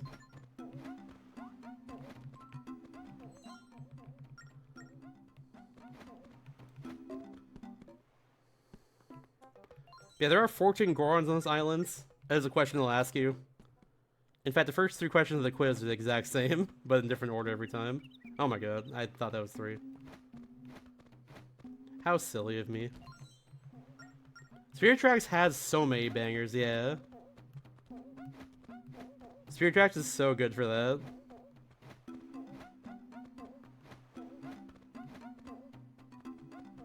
Yeah, we got a few left here.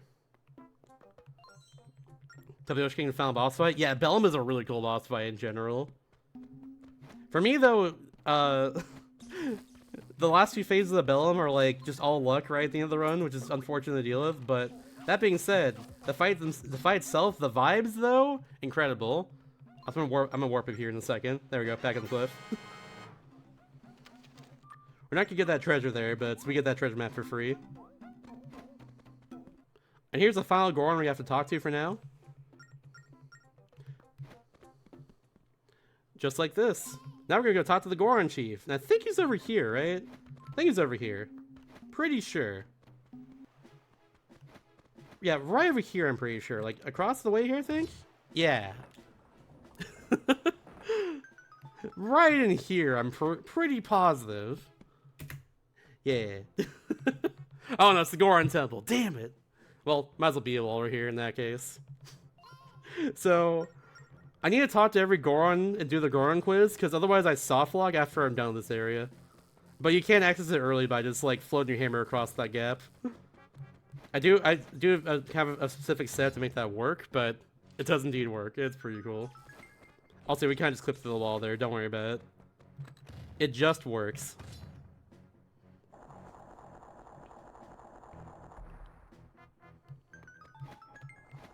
Yeah, Hourglass is fun. Would recommend trying this game out again if you want to try it out again. It's a fun one. Both DS Zeldas in general just are secret bangers.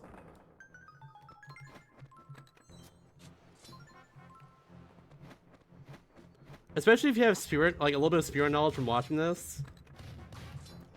It might also be fun to like go to the Northeast Sea and get the hammer early, like I'm doing here, and then break the next 2 temples here, like I'm doing. Might be a fun thing to do casually too. There's a lot of stuff I'm not even doing in this game that, like, I could be doing. But of course it's slow to do that, because, like, we're not doing a 100% run after all. There's a whole, like, fishing minigame we can do. Where, like, fish will roam around the map, and I can just, like, fish them up with my fishing rod. And if I do all that, it gives me the great spin attack. I have to catch Neptuna right at the end, though, in order to be able to gain access to that, though. Shouts to Neptuna. Also, my name is Goro DS equals retro. They just tag Goro on top at the very front of your name here whenever you become part of the Goron tribe, which I have not yet. I'm not taking the Goron quiz, but you know. Yeah, Party Time is weird like that. That game is great, but it doesn't use DS features like current at all. But still a good game. I love that game too. Also played that one a lot growing up. Along with Super Saga, one of my favorite games of all time. Love me some Mario and Luigi Super Saga. Another game I used to speedrun too. Also, yeah, we're playing as Gongaron now. Gongaron is the nephew of the Goron chief. He's supposed to be the one that leads you here in the first place, but he kind of just runs off otherwise. Oops. Okay. Didn't mean to do that. That's his whole deal right now. But then we find him in here. He's like, I can't advance. I need your help, Link. So, yeah, here I am. Helping him out. Whoops. Almost dropped my microphone. That's cool, I guess.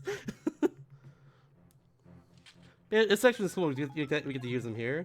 Also, we got the bomb chews there, which we're going to do a fun glitch with in a second. Once we get to the next floor.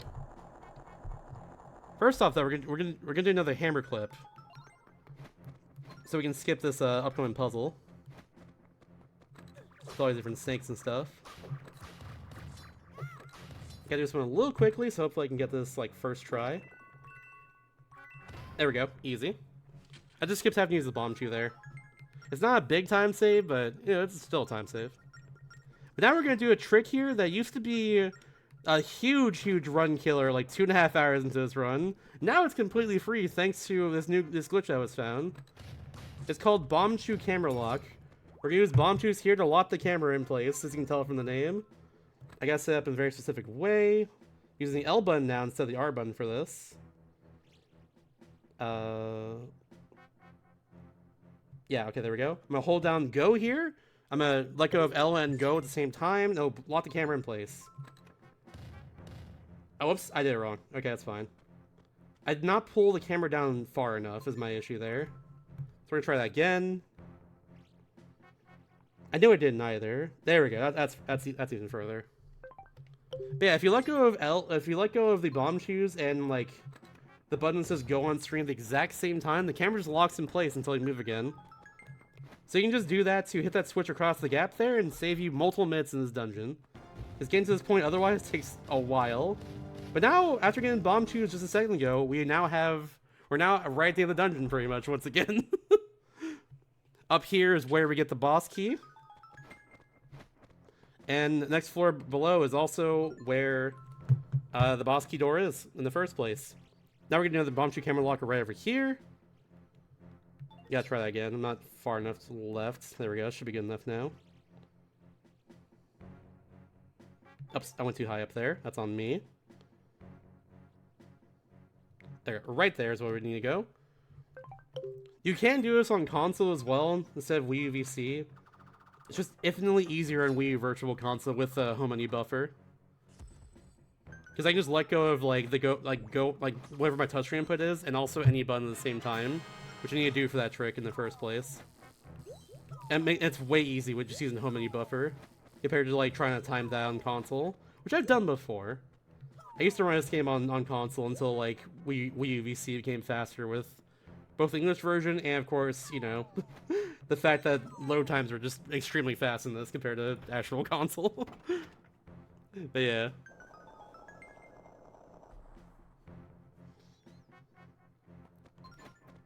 There's also another really cool boss fight right here. Low on bombs though. I need more bombs for sure. Don't get them right here. I get bomb chews here, but we'll love some more bombs. Hopefully it won't be an issue for the second phase where I need it, but we'll see. Yeah, this fight's really cool because you get to use both Link for bomb chews and Gongaron at the same time. And it kicks a lot of ass. It's so much fun. So we're gonna use them to kind of tip this guy over. Dongorongo, also a great name too. Just like that. Just a big lizard here. Big lizard. Just bad touch controls, not assume all touch controls are the worst game ever. Yeah, exactly. Which I don't get either. Why are you playing a DS if you hate touch controls, is all I'm saying. In fact, both DS Zeldas do touch controls extremely well too, so it's like, sure. I don't know. People are funny. But I ain't laughing.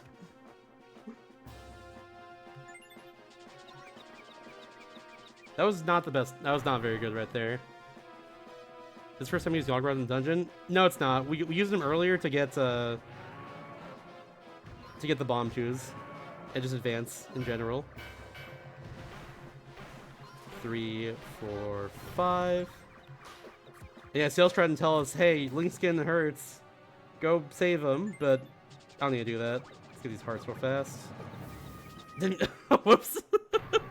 Didn't mean to do that there, but hopefully we're fine. It probably spawns in a second. Will it spawn in a second? I hope so. I think we're good. Yes, okay, it spawns back here. Yeah, there we go, okay. I never died at the end of that first phase there. I know there is a way to soft lock this fight. I've never had it happen to me before, but there is like video evidence of it happening. But there's a way to do that. Thankfully, it didn't happen there, but I was afraid that happened. Okay. Yeah, phase 2. He gets this big, like, blue welt on his back now, and that's his weak points. We're gonna throw bombs at it. And also spin attack it and jump attack it and stuff. Ideally, have more bombs here so we can do more damage. And if all goes correctly, we 2-cycle him. Unfortunately, our bomb count's pretty low. After a line out on bomb flyers on the wall here, or random drops from these snakes that spawn in. I'll be relying on this bomb flyer personally a little bit. While a snake hopefully comes over here and allows me to hurt them. Or get a bomb at least. Oh, we got him! Oh, wow! I did not think we 2-cycle that. Nice! I thought I was about to wake up there, but I guess we just didn't. I guess it did just enough damage. Nice. Unfortunately, we are out of bombs entirely, which is a big shame, but that's okay.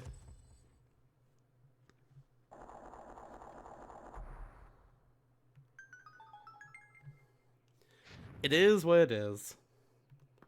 Also, we're done picking up heart containers for this run. Don't need any more. I could have also just not picked up a heart container in Muo's temple if I wanted to, but you know, better safe than sorry. I usually pick up this amount anyways. Only saves like what, like 2 seconds and not pick up a heart container at the end of a dungeon. Not really a big deal. Even at more like a level.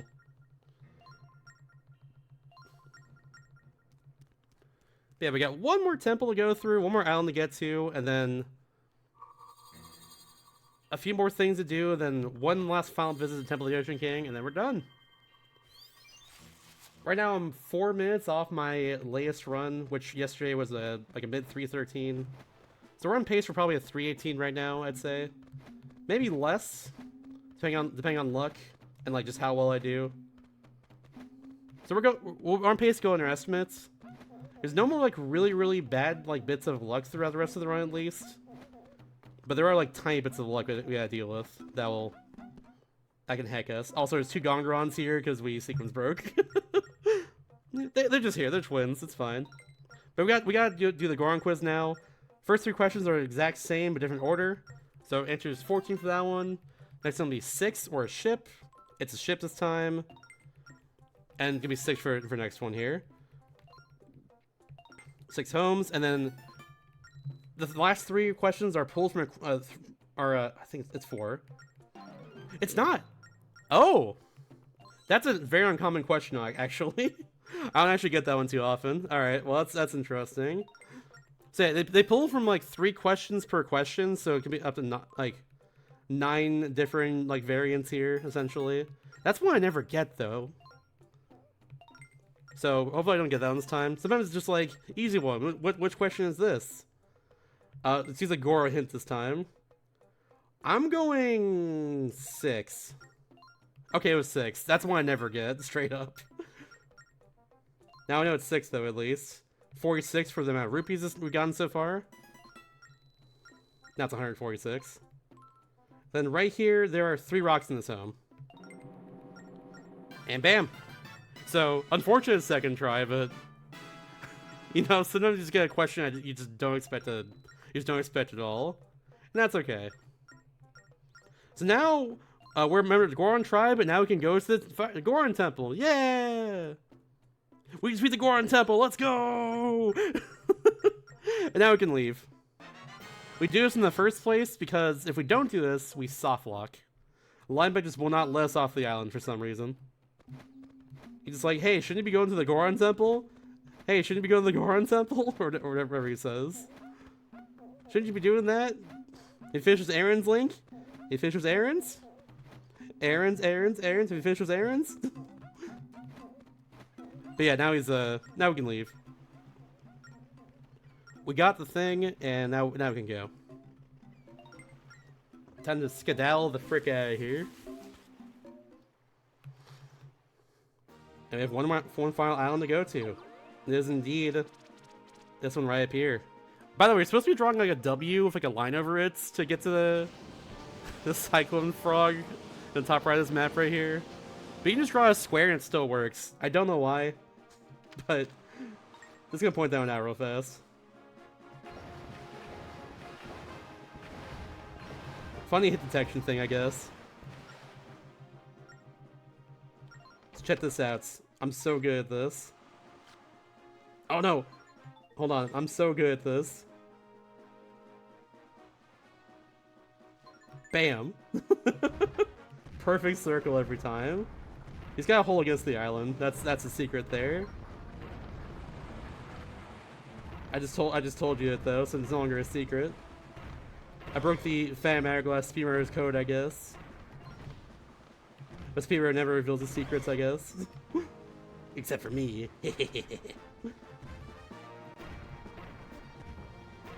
Enjoy all the secrets in the world that I know.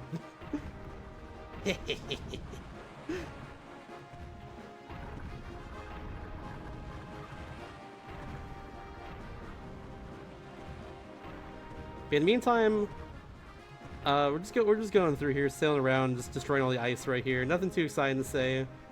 Once we get into the island here, we're gonna meet the Anukis, and we're gonna play Anuki Among Us. I'm not even kidding you. We have to try and find the imposter by just talking to the right Anukis. It's the same every time, though. Thankfully, very consistent. So I'll plug myself once again while we're just going through all the dialogue here and all the sailing and stuff until we get to the temple. But if you want to, you can follow me on Twitch at twitch.tv/mr_Shasta. I'm doing a project over there called DS Destruction. I'm trying to beat every single Nintendo DS game ever made. Recently hit 10% of the way 10% of the way through the DS library. There are about 1,700 games. I've beaten 170 of them so far, and a year and a half I've been doing this.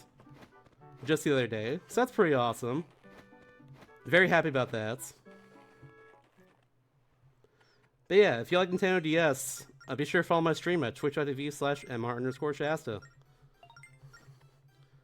Yeah, this is the Anuki Chief right here. The Anukis in general are a race of creatures that are only in the DS Zelda games.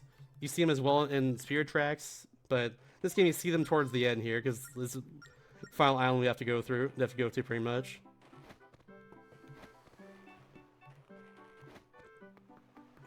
But yeah, we have to go to these 6 houses here and interview every single one of the Anukis here and find out which one is not real, which one is the imposter.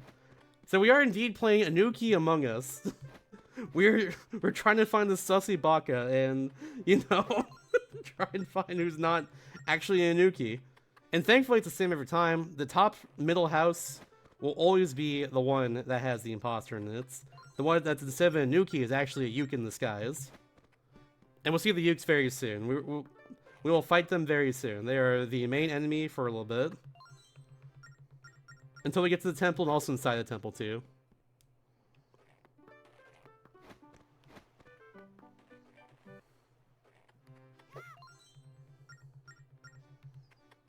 Yeah, we talked to the one I know as the Ray Guilty last right here. Because otherwise we have to go back in, you know? It's Aru is his name. It's like, you don't think I'm actually a Nuki, right? you can't be serious. Calling me a Yuke? What the heck? Ah! But you're right. I'm actually a Yuke. Look at him. Yeah. You thought it would work. Unfortunately for him, though, he thought wrong. But also, he just takes us out. They have a little ice breath that like just takes us out in general. So we gotta tell the Goron chief, the Anuki chief now about this.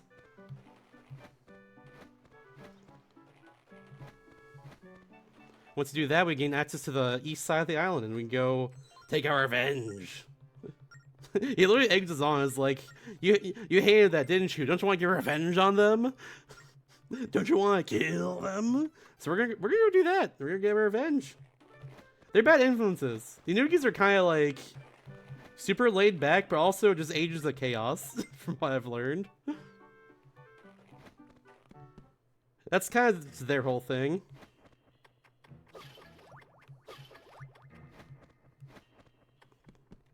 Alright, now I have bombs again. Thankfully, those are consistent bomb drops right there. But yeah, I have to destroy 6 Ukes in this area. They always spawn around the same place. And thankfully, these white Ukes here will always immediately suck in. I'm gonna wait for them to actually despawn. There we go. They'll always do that, thankfully. Let me get both of them looking at me. So I can do this, and then bam. Get that bomb right there. And then get these two over here. You need a lot of bombs for the temple here. Not only for all the Ukes that are there as well too, but just like also the puzzles require a lot of bombs too. And thankfully there's some jars out here that consistently drop bombs every time. But yeah, now if I have brown Uke, like the one we saw earlier that kicked us out of Aru's house, these open up randomly and like suck in, but they'll do this just randomly too. There we go. That's usually pretty average luck. It's just like he'll always just hit me immediately and then suck in. That's pretty much like what happens every time.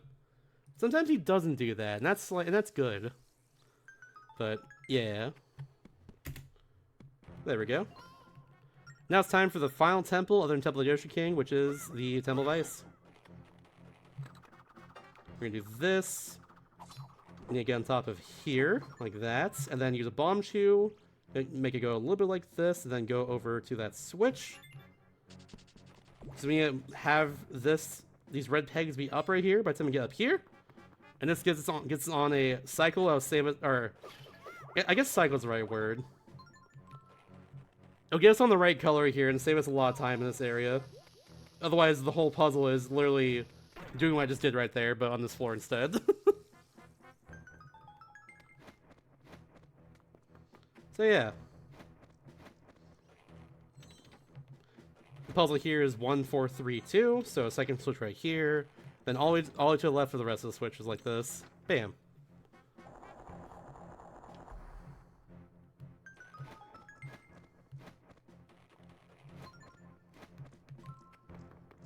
And now instead of going through this whole floor normally, we can just kind of get to the end of it by spawning a small key right over here. And getting it with our last little bit of boomerang. Scribble, I guess. Just like that. Then just getting the heck out of here. Skedaddling the frick out of here, as they say. Common phrase these days. Let's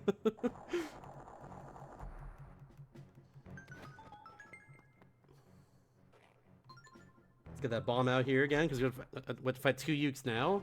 If all goes correctly, they both suck it immediately. Otherwise, only one will suck it immediately, because we have a white and brown one right here. Hope for the best right here, I believe. Ah, dang. How dare you. Come on, you. There we go, nice. I'll take it. Do I go for the cool hammer clip here?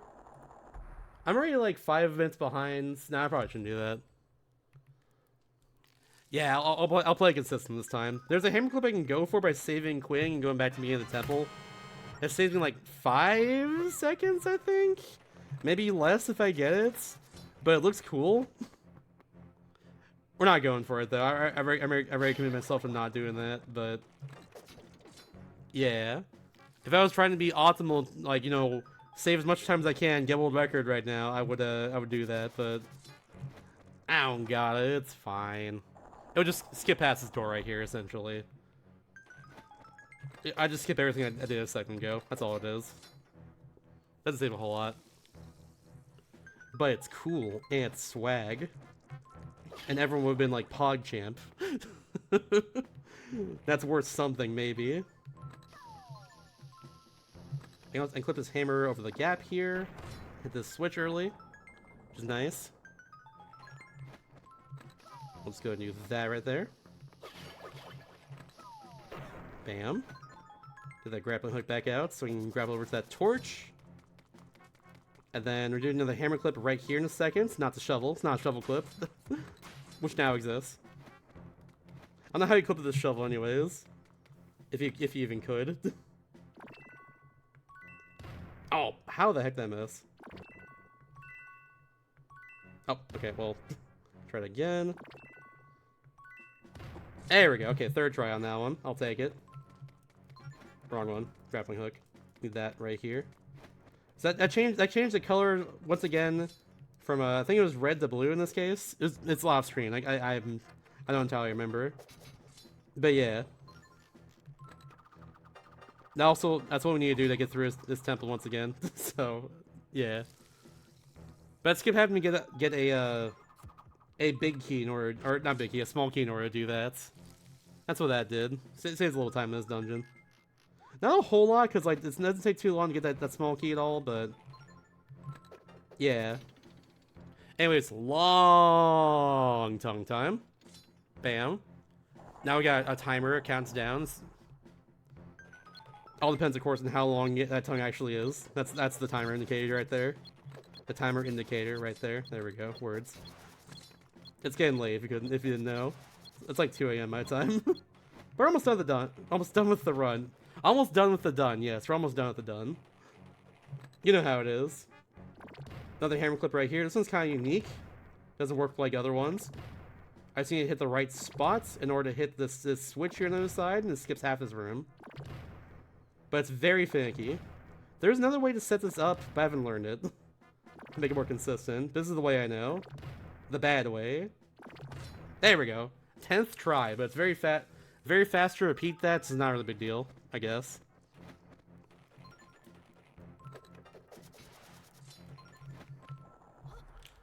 Alright. Run and done. Almost run with the done, baby. Yeah. My new catchphrase.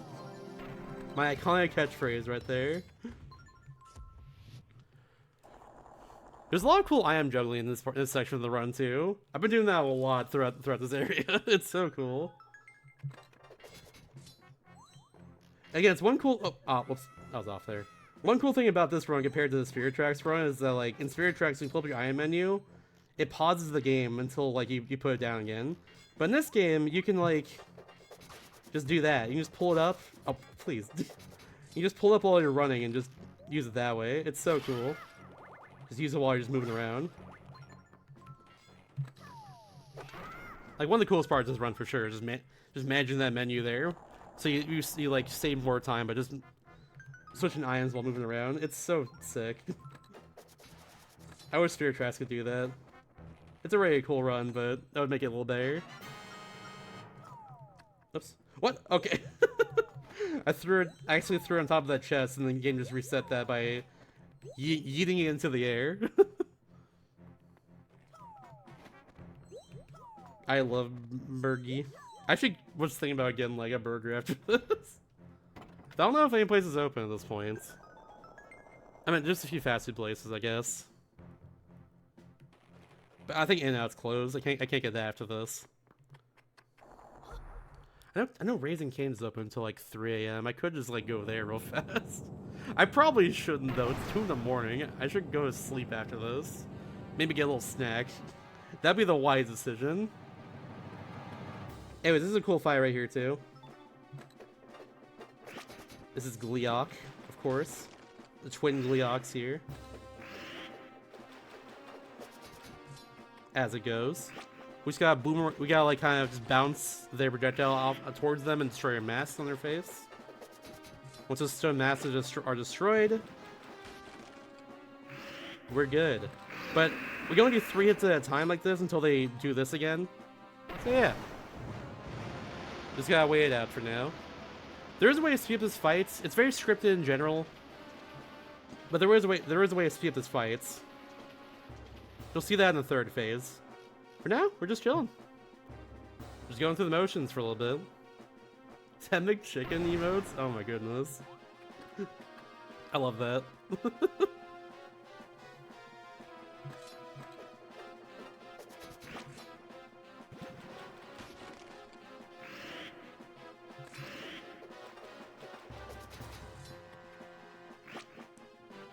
Kabam! Now their face is revealed over here. On phase 3, we can hurt them. Now their stone masks are off. But it is scripted to go right into here. So we're just gotta do this again.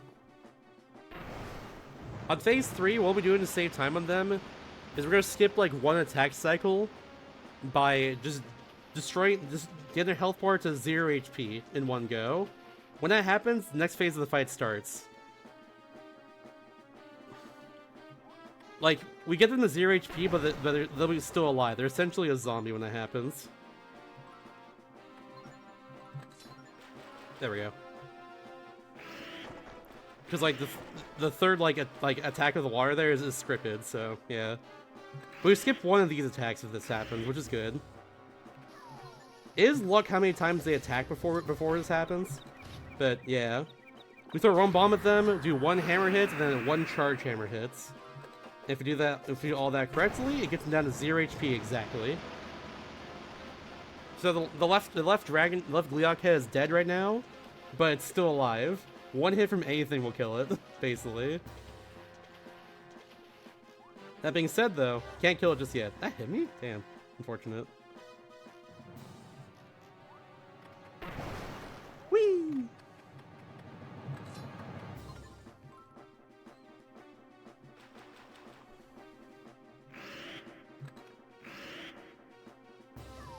Alright. Bam. One hits, and then bam, charge hammer hit. And we're good. Wonder if a boomerang will kill them. Let's see right now. It should, right? Nope, it doesn't even hit them. That's fine. 1 sword slash then. I was curious though if a boomerang even hit them in the first place. If it could hit them, it would have killed them. I'll tell you that much. Like I said, exactly 0 HP in that thing. But yeah, that's the Gleeok fight. It's pretty scripted. There's only that 1 thing we can do to save time there. But, yeah, it's still a cool fight. The boss fights in this game are definitely a huge highlight of it. I'll tell you that much. And that's definitely one of the cooler ones, I'd say, in general.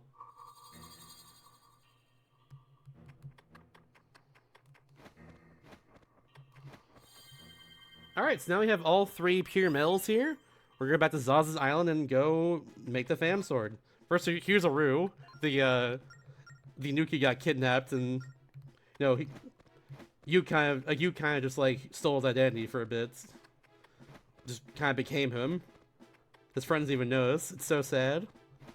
But yeah, he's right there now. He's no longer, you know, captured. No longer imprisoned for the crime of existing.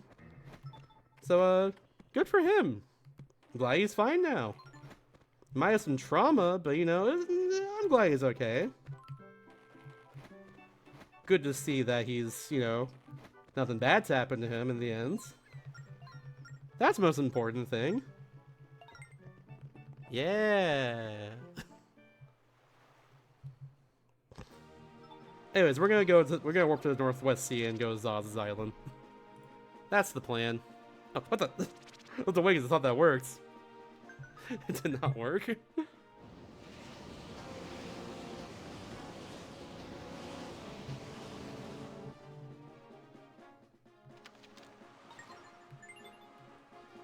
Oh, a small bit of luck here that also factors into this run overall.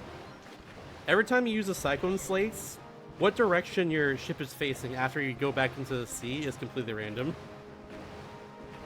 Right there I got good luck, we're facing towards Zaz's Island when we warp back into the sea, but yeah.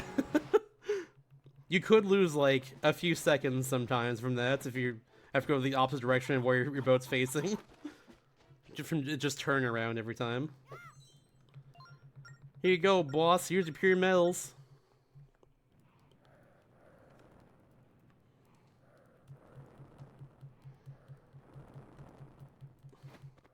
It'll take some time for him to make the Phantom Swords. We're gonna just do something else. Simple as that.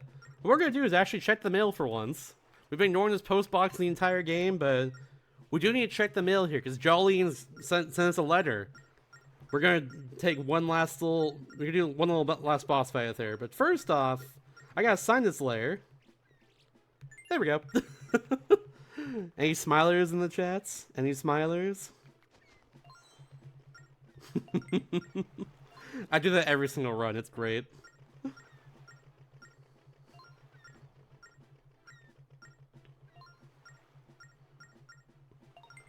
But yeah, let's go fight Jolene. In general, anyone in the overworld here just kind of spawns in randomly, but to make it consistent, I have to save and quit right here. There's also semi spawn points at the island I'm currently at here, Zaz's Island. And all we need to do right now in the first place is just defeat Jolene. So what we're gonna do is, yeah, she spawned in there. We're just gonna, you know, go defeat her and go back to Zaz's Island. Doing still a little advanced the video game. This warp here saves like a few seconds on movements. It'll save less because we're facing the opposite direction, unfortunately. But that's okay. Thanks for smiling, chat. It really helps me out.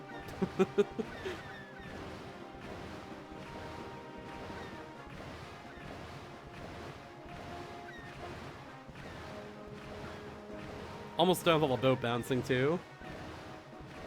Will you miss the boat bouncing, chats? Will you miss all the jumping here we're doing?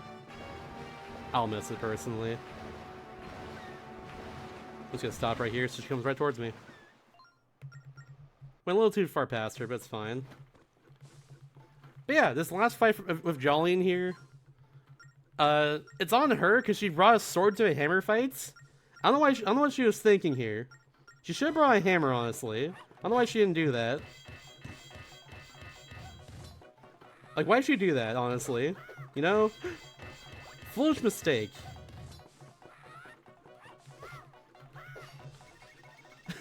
But yeah, every hit on her resets her, like, luck pattern, essentially. It resets, like, what she's gonna do. Eventually, if I do this enough, she will step back and just, like, charge up her attack, allow me to hurt her. I got bad luck right there, though, because she like, one time didn't do that. So we lost a few seconds there, but it's not a big deal. Did the best I could given the circumstances, I guess.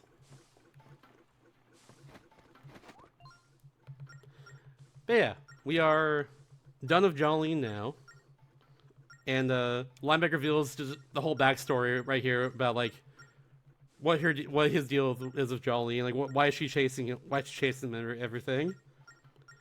I mentioned it earlier, but yeah, my theory is not actually confirmed in the game, but it is told right there that like they were like crusading around the sea, just like getting treasure and stuff like pirates, and Lineback just kind of, you know, just made off of like all the treasure without like her knowing, which makes me think that they were in a relationship. And Lineback just kind of ran off with, like, all the money that they got, like, all the treasure they got, and, you know, didn't want to be a part of it anymore. Didn't say anything about it, which is unfortunate. Very much a Lineback thing to do, though. He's a lovable oaf, to say the least. But also, it's kind of shitty to do, Lineback. Come on, man. But yeah, now the Phantom Sword is complete. That being said, though, we have the blade of it. We have the sword blade of the Phantom Sword. We gotta take it to the Ocean King to infuse the rest of the blade together. So we're gonna go do that, and then we're gonna do the final sailing segment of the entire run right here. Say goodbye to the bouncing boat in the second, chat. Say goodbye to it. Also, happy 3 hours on the timer. Run's almost done, don't you worry. Like I said earlier, we're basically on pace for like a 317, 318 or so. And unless we get like horrible luck or die on the final boss, or in Final Visit Temple of the Ocean King, which shouldn't happen. We shouldn't die at all, but you never know, I guess. Once that happens, we should be good to, you know, beat this underestimates. So that's good at least. Hope you all have enjoyed the run so far, though. I really do. This is a really fun game to run for me. I love doing this a lot personally. Also, fun facts. Right over here is Oshus right outside. From earlier in the game, we did sword tutorial skip. Because we skipped him, because he skipped the sword tutorial, he just kind of like still sitting there. If we talk to him, he'll warp us into this little area. He'll warp us back into the middle of this room. It's really funny. I don't want to do it though, because like people have also said they can soft lock by talking to him as well. That's not happened to me though. It's only ever done that to me before. But I don't want to risk it or anything. Otherwise, I would have shown that one off. But yeah, we got one last little visit to Temple of the Ocean King. Go into the very bottom of it and find the final boss now that we can. Get our last little goodbye to Linebeck here, who, you know, totally doesn't care or anything that we're leaving him. It's fine. He's okay with this. And yeah, in general, he's very remorseful for... Is remorseful the right word? He's very much like, hey, I actually do care about you, CL, you know, giving you shit the whole game, you know? Which is good. Like, good for him. Those two are always fighting throughout the whole game, just like bashing heads and stuff, but like, you know, he really does care about CL, and that's good. Maybe, yeah, but in this case, talking to him makes the cutscene happen. So it shouldn't soft lock if that's how it is. But yeah, I've confirmed before it does not do that. If there was something inside there that like automatically triggers a cutscene, then yeah, that would do it for sure. But yeah, now that we have every item in the game, we can just like destroy these next 6 floors or so and get right to where we were before, where the northeast sea chart was, the northeast sea charts, that thing. So yeah, we're going right over there and do the thing. We're gonna do our second to last hammer clip over here too. Also very cool.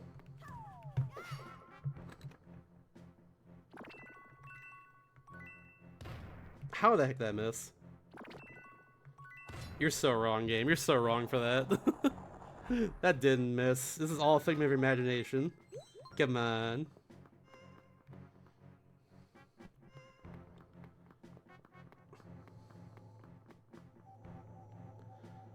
Alright, so I'm going to take this part a little bit slowly. The fast way to do this is to clip your hammer on the very corner of this area.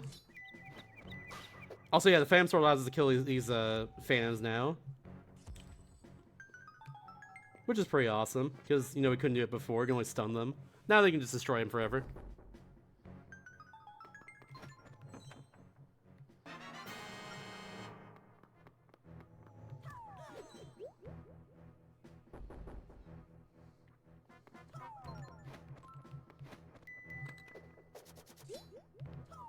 We also grab these things with our grappling hook now.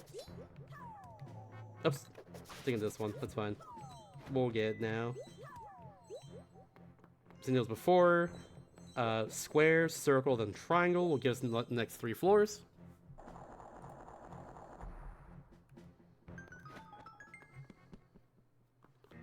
And now we're gonna do something pretty cool right here.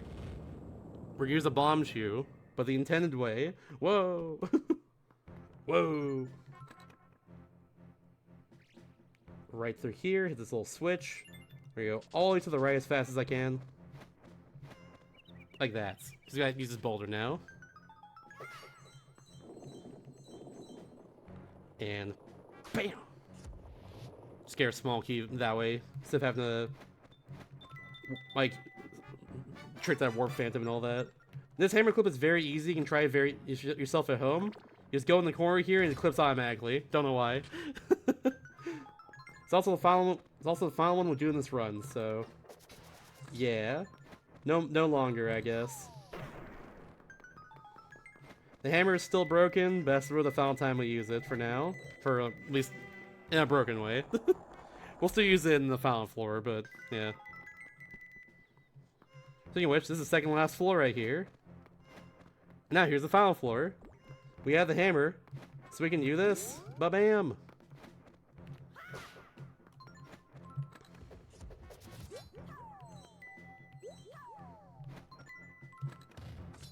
Cool, cool, cool.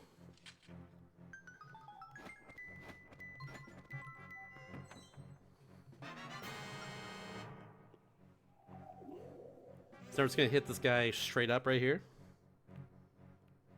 Just gonna do a little bit of a hi-ya! Oops, missed.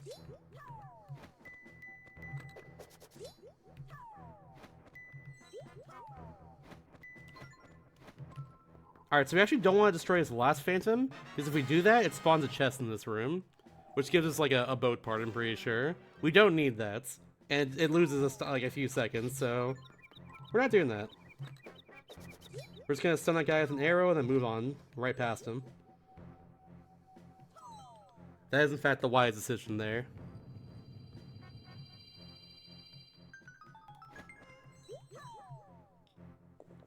Cool, cool, cool.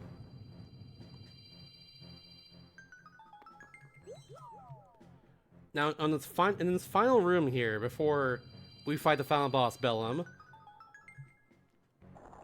normally what you do here is you want to bring one of those red pots from the very top of this room to the bottom of the room to make yourself a little safe zone. But if you do what I do here, you don't even need that. Hopefully I do it correctly. I did not fail this ever.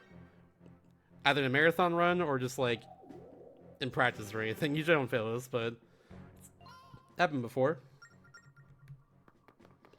So go right over here, and then right about now. Ooh! I jinxed it. I jinxed it. Let's go. Hell yeah. I can save this. I can save this. Trust me. I can save this. Ah, no. I tried to get him. That's fine. All right, well that's fine. We'll just redo it again. I really had to jinx myself, didn't I? I will in fact fail this now.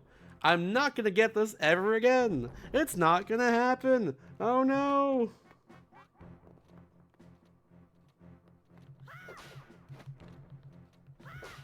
There, sheesh. It really is not that hard. Why did that happen? Why do I say things? Words? Why do I say them? English? Why is that a language I speak? Come on. Whoops. Oh my goodness. Oh my, okay, well, that doesn't happen either. I don't know why that happened either, if I'm being honest. Now that was weird. I don't know where that roll input came from. Really? Okay. This is fine. This is fine.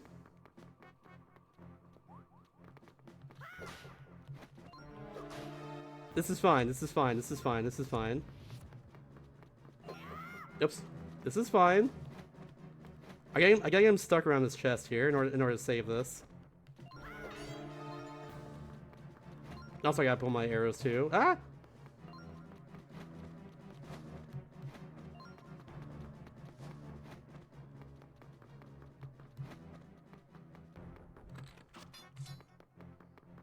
Alright, he's back to his normal path. Where's he going? This way. Okay, cool. Please. There we go. Okay. I don't know what that happened. That's very strange. Alright, so looking like a 319 now. It's fine. It's fine. I'm going... I don't know why I rolled last time either. I was just swiping downwards. When you swipe downwards, you do a stab forward is what usually happens. Like that. That was more of a regular swing, though. How unfortunate, but you know what? We got through it. It's fine. Fun fact: if you found a way to clip inside his door right here, you would skip right to the final boss. Like, and you could get here earlier because like that's where the northeast sea char was earlier in the game.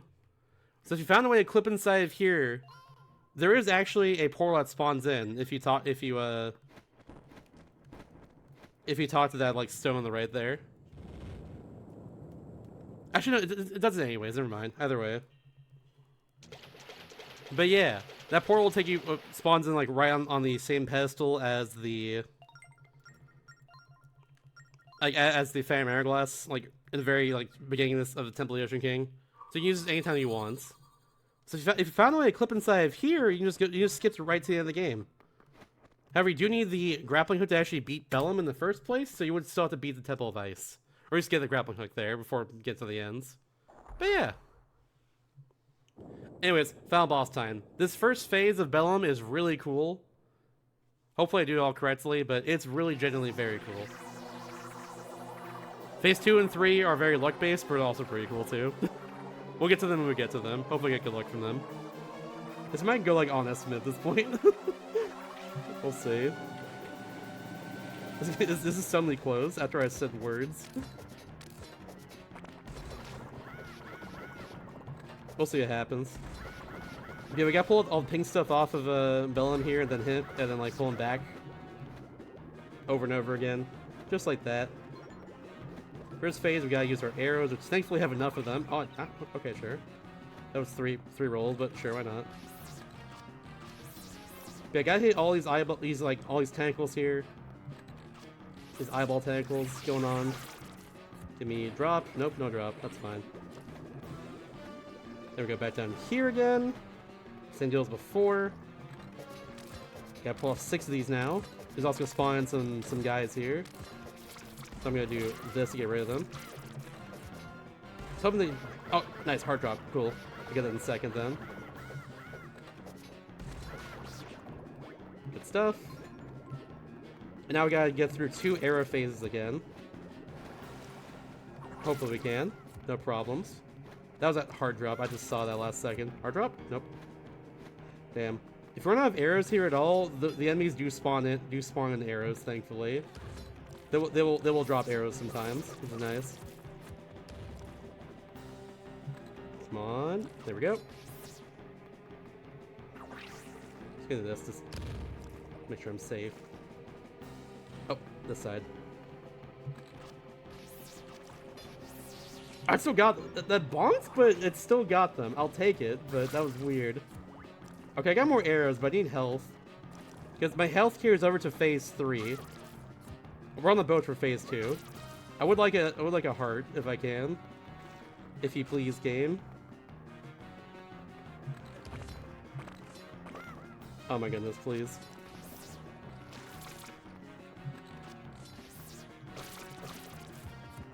Heart, please? No? Okay, no hearts. No love for you either, Bellum. No love for you at all.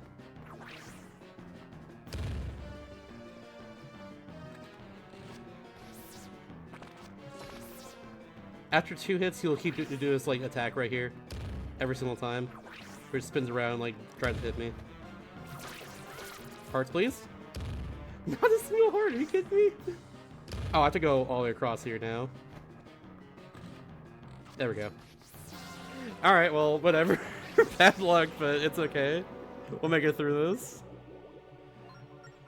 Yeah, hopefully soon. Actually, at this point, I can't really drop anything else. I don't think any more enemies spawn in either. That was just really bad luck. But it's okay. They just dropped nothing for me. They dropped 1 arrow drop earlier, and that's it. That's so weird. We'll be fine, though.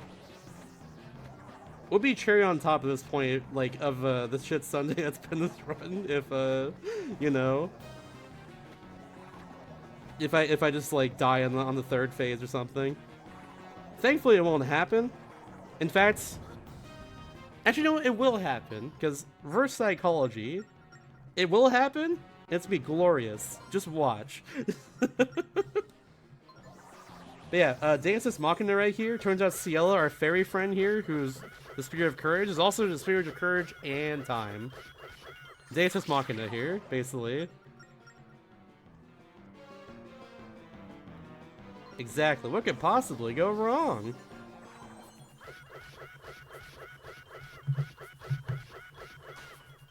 But yeah, drawing an hourglass, or in my case a figure eights, allows me to just kind of, you know, stop time for a bit, and we do that to destroy Bellen's first phase there. I'm actually perfectly even with like the 320 estimate right now. Oh my god. We might go like a second over. That's funny. It all depends on luck right here. These next few phases are all luck, unfortunately. Hopefully these go well. If it doesn't, I guess we're going over. I did everything I could. It's fine. We're not going overestimate in our having fun PB here. I don't know what I'm saying anymore. It's fine, it's fine. But yeah, this is Bellum's ship. There's all these different eyeballs that pop up here. I think I don't know exactly entirely how it works. I'm pretty sure destroying like X amount of eyes on the side of the ship will allow me to like advance. We'll stop spawning a bunch of them after a while. I think that's how it works. I really don't know. I don't think anyone really looked into it too much, but yeah. There's also just a lot of stuff to target on this ship in the first place. It's very easy to just kind of like not hit the thing you're trying to hit. For instance, this thing on top of the skull here. I'm trying to hit that. If I can't from the side, it looks like it's not allowing me to. Or from the front a little bit. Sometimes there's a eyeball just like spawned in the middle of the ship that just kind of snipes sometimes. Trying to hit them right now, just randomly. I've done it before. This is pretty good luck, I'd say, in general. Sometimes you could like have to go to the left again if you're unlucky, and we don't have to do that this time, so like, that's at least good. So please hit, please hit, please hit. I'm tapping the eyeball. Okay, there we go. That was weird. Just wasn't hitting for some reason. That being said, though, we are, I think, on pace to go like exactly at 320. Yeah, still on exact pace for this. Oh no. Let's hope for some good luck here let's hope for some good luck right here. So for his final phase, Linebeck tries to stop Bellum, but like Bellum just like takes over Linebeck's body and like now puts suit armor around him. And now Bellum's on the back here. We have to stop time to defeat Bellum when the eyeball opens. That's the idea now. That being said, whenever Bellum opens is random. And also you can sometimes do a tornado attack, which is just loses time. So let's hope for less of those and more just quick openings. Now we can 3-cycle him. I'm gonna go for the safe 4-cycle because like that's just a smart thing to do right now, especially with what's been happening the last like little bit of this run. We'll go for the safe 4-cycle here. So I have to waste like more time here trying to do this. It's fine. We get 4 Famispheres, no issue at all. Should be okay. And bam. Alright, and now I have to wait and hope that Bellum opens up really quickly. Like that. Thank you, Bellum. Now we're gonna do a bunch of spin attacks here. Alright, cool. We got a lot of spin attacks, and that's good. Ooh, again. Okay, don't mind if I do. Not a whole lot right there. That's fine. Got another one before getting dizzy, though. That's perfect. There's that tornado I was talking about. Come on. Open up. Open up. No, come on. I think that's it right there, unless you get a 3-cycle in the ends. This could be it right here. Time would be soon. What, is that hitting? Never mind. Okay, 4-cycle it is. Oh my god, what the hell is that? Well, yeah, there we go. And that seals it right there. My estimate, no! No! No! This is so sad. Can I get one like?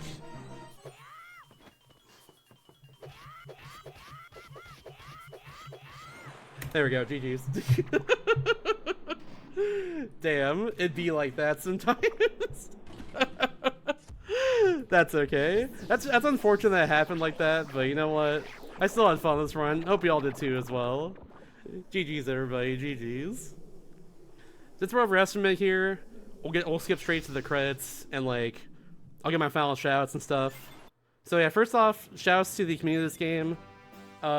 Small but mighty. We've been finding a lot of stuff recently in Legend of Zelda Spirit Tracks. Just been making the game a lot more broken. Hopefully we can find we're trying to find a big break in these games recently, which is very awesome. Because yeah, currently Spirit Tracks is the longest Zelda 80% run at just under 4 hours. Which is like closer to Skyward Sword HD's 8% time, and then this game's 3rd place. But yeah, it's all good. Hopefully we can find something soon in these games. Community's working hard on that. So if you want to run these games, go to speedrun.com for either Fan Hourglass or Spirit Tracks, and go join the Discord there. Otherwise, follow me on Twitch, twitch.tv/mr_Shasta. I'm doing a project called one final time. I'm doing a project called DS Destruction, where I'm trying to beat every single Nintendo DS game ever made. That includes this one right here. I'm not playing this game yet for DS Destruction, but I will be sometime later this year, and I'll be doing a 100% playthrough with like reading all the dialogue and everything, just like super casual, like let's play style. It'll be great. But yeah, I recently also passed 10% of being 10% of the DS library, so I'm happy about that as well too. Yeah, if you like the Nintendo DS, follow me on Twitch. I'm trying to beat all of them, and also speedrun a lot of DS games too. Beyond that, I actually played a game last night for the project that was very memey. It's a very funny meme game. I might try and run that because it's like a 20-minute run. We'll see. But yeah. Anyways, I'm over estimate. I won't take much more of your time. I love the papercraft. I at least wanted to show off the credits because I love the papercraft artwork here. It's so good. But yeah, have a good night, everybody. And watch my boy Gygus after this. Gygus is doing 2 runs after this, and he's a homie. Go watch him. Stick around for sure. Oh, before we're at the end of the credits. Hold on, check this out. Wait for it. Player smile. There's a smile I drew earlier for the mail. One final smile in the chat. Have a good one, everybody. See you around. Goodbye.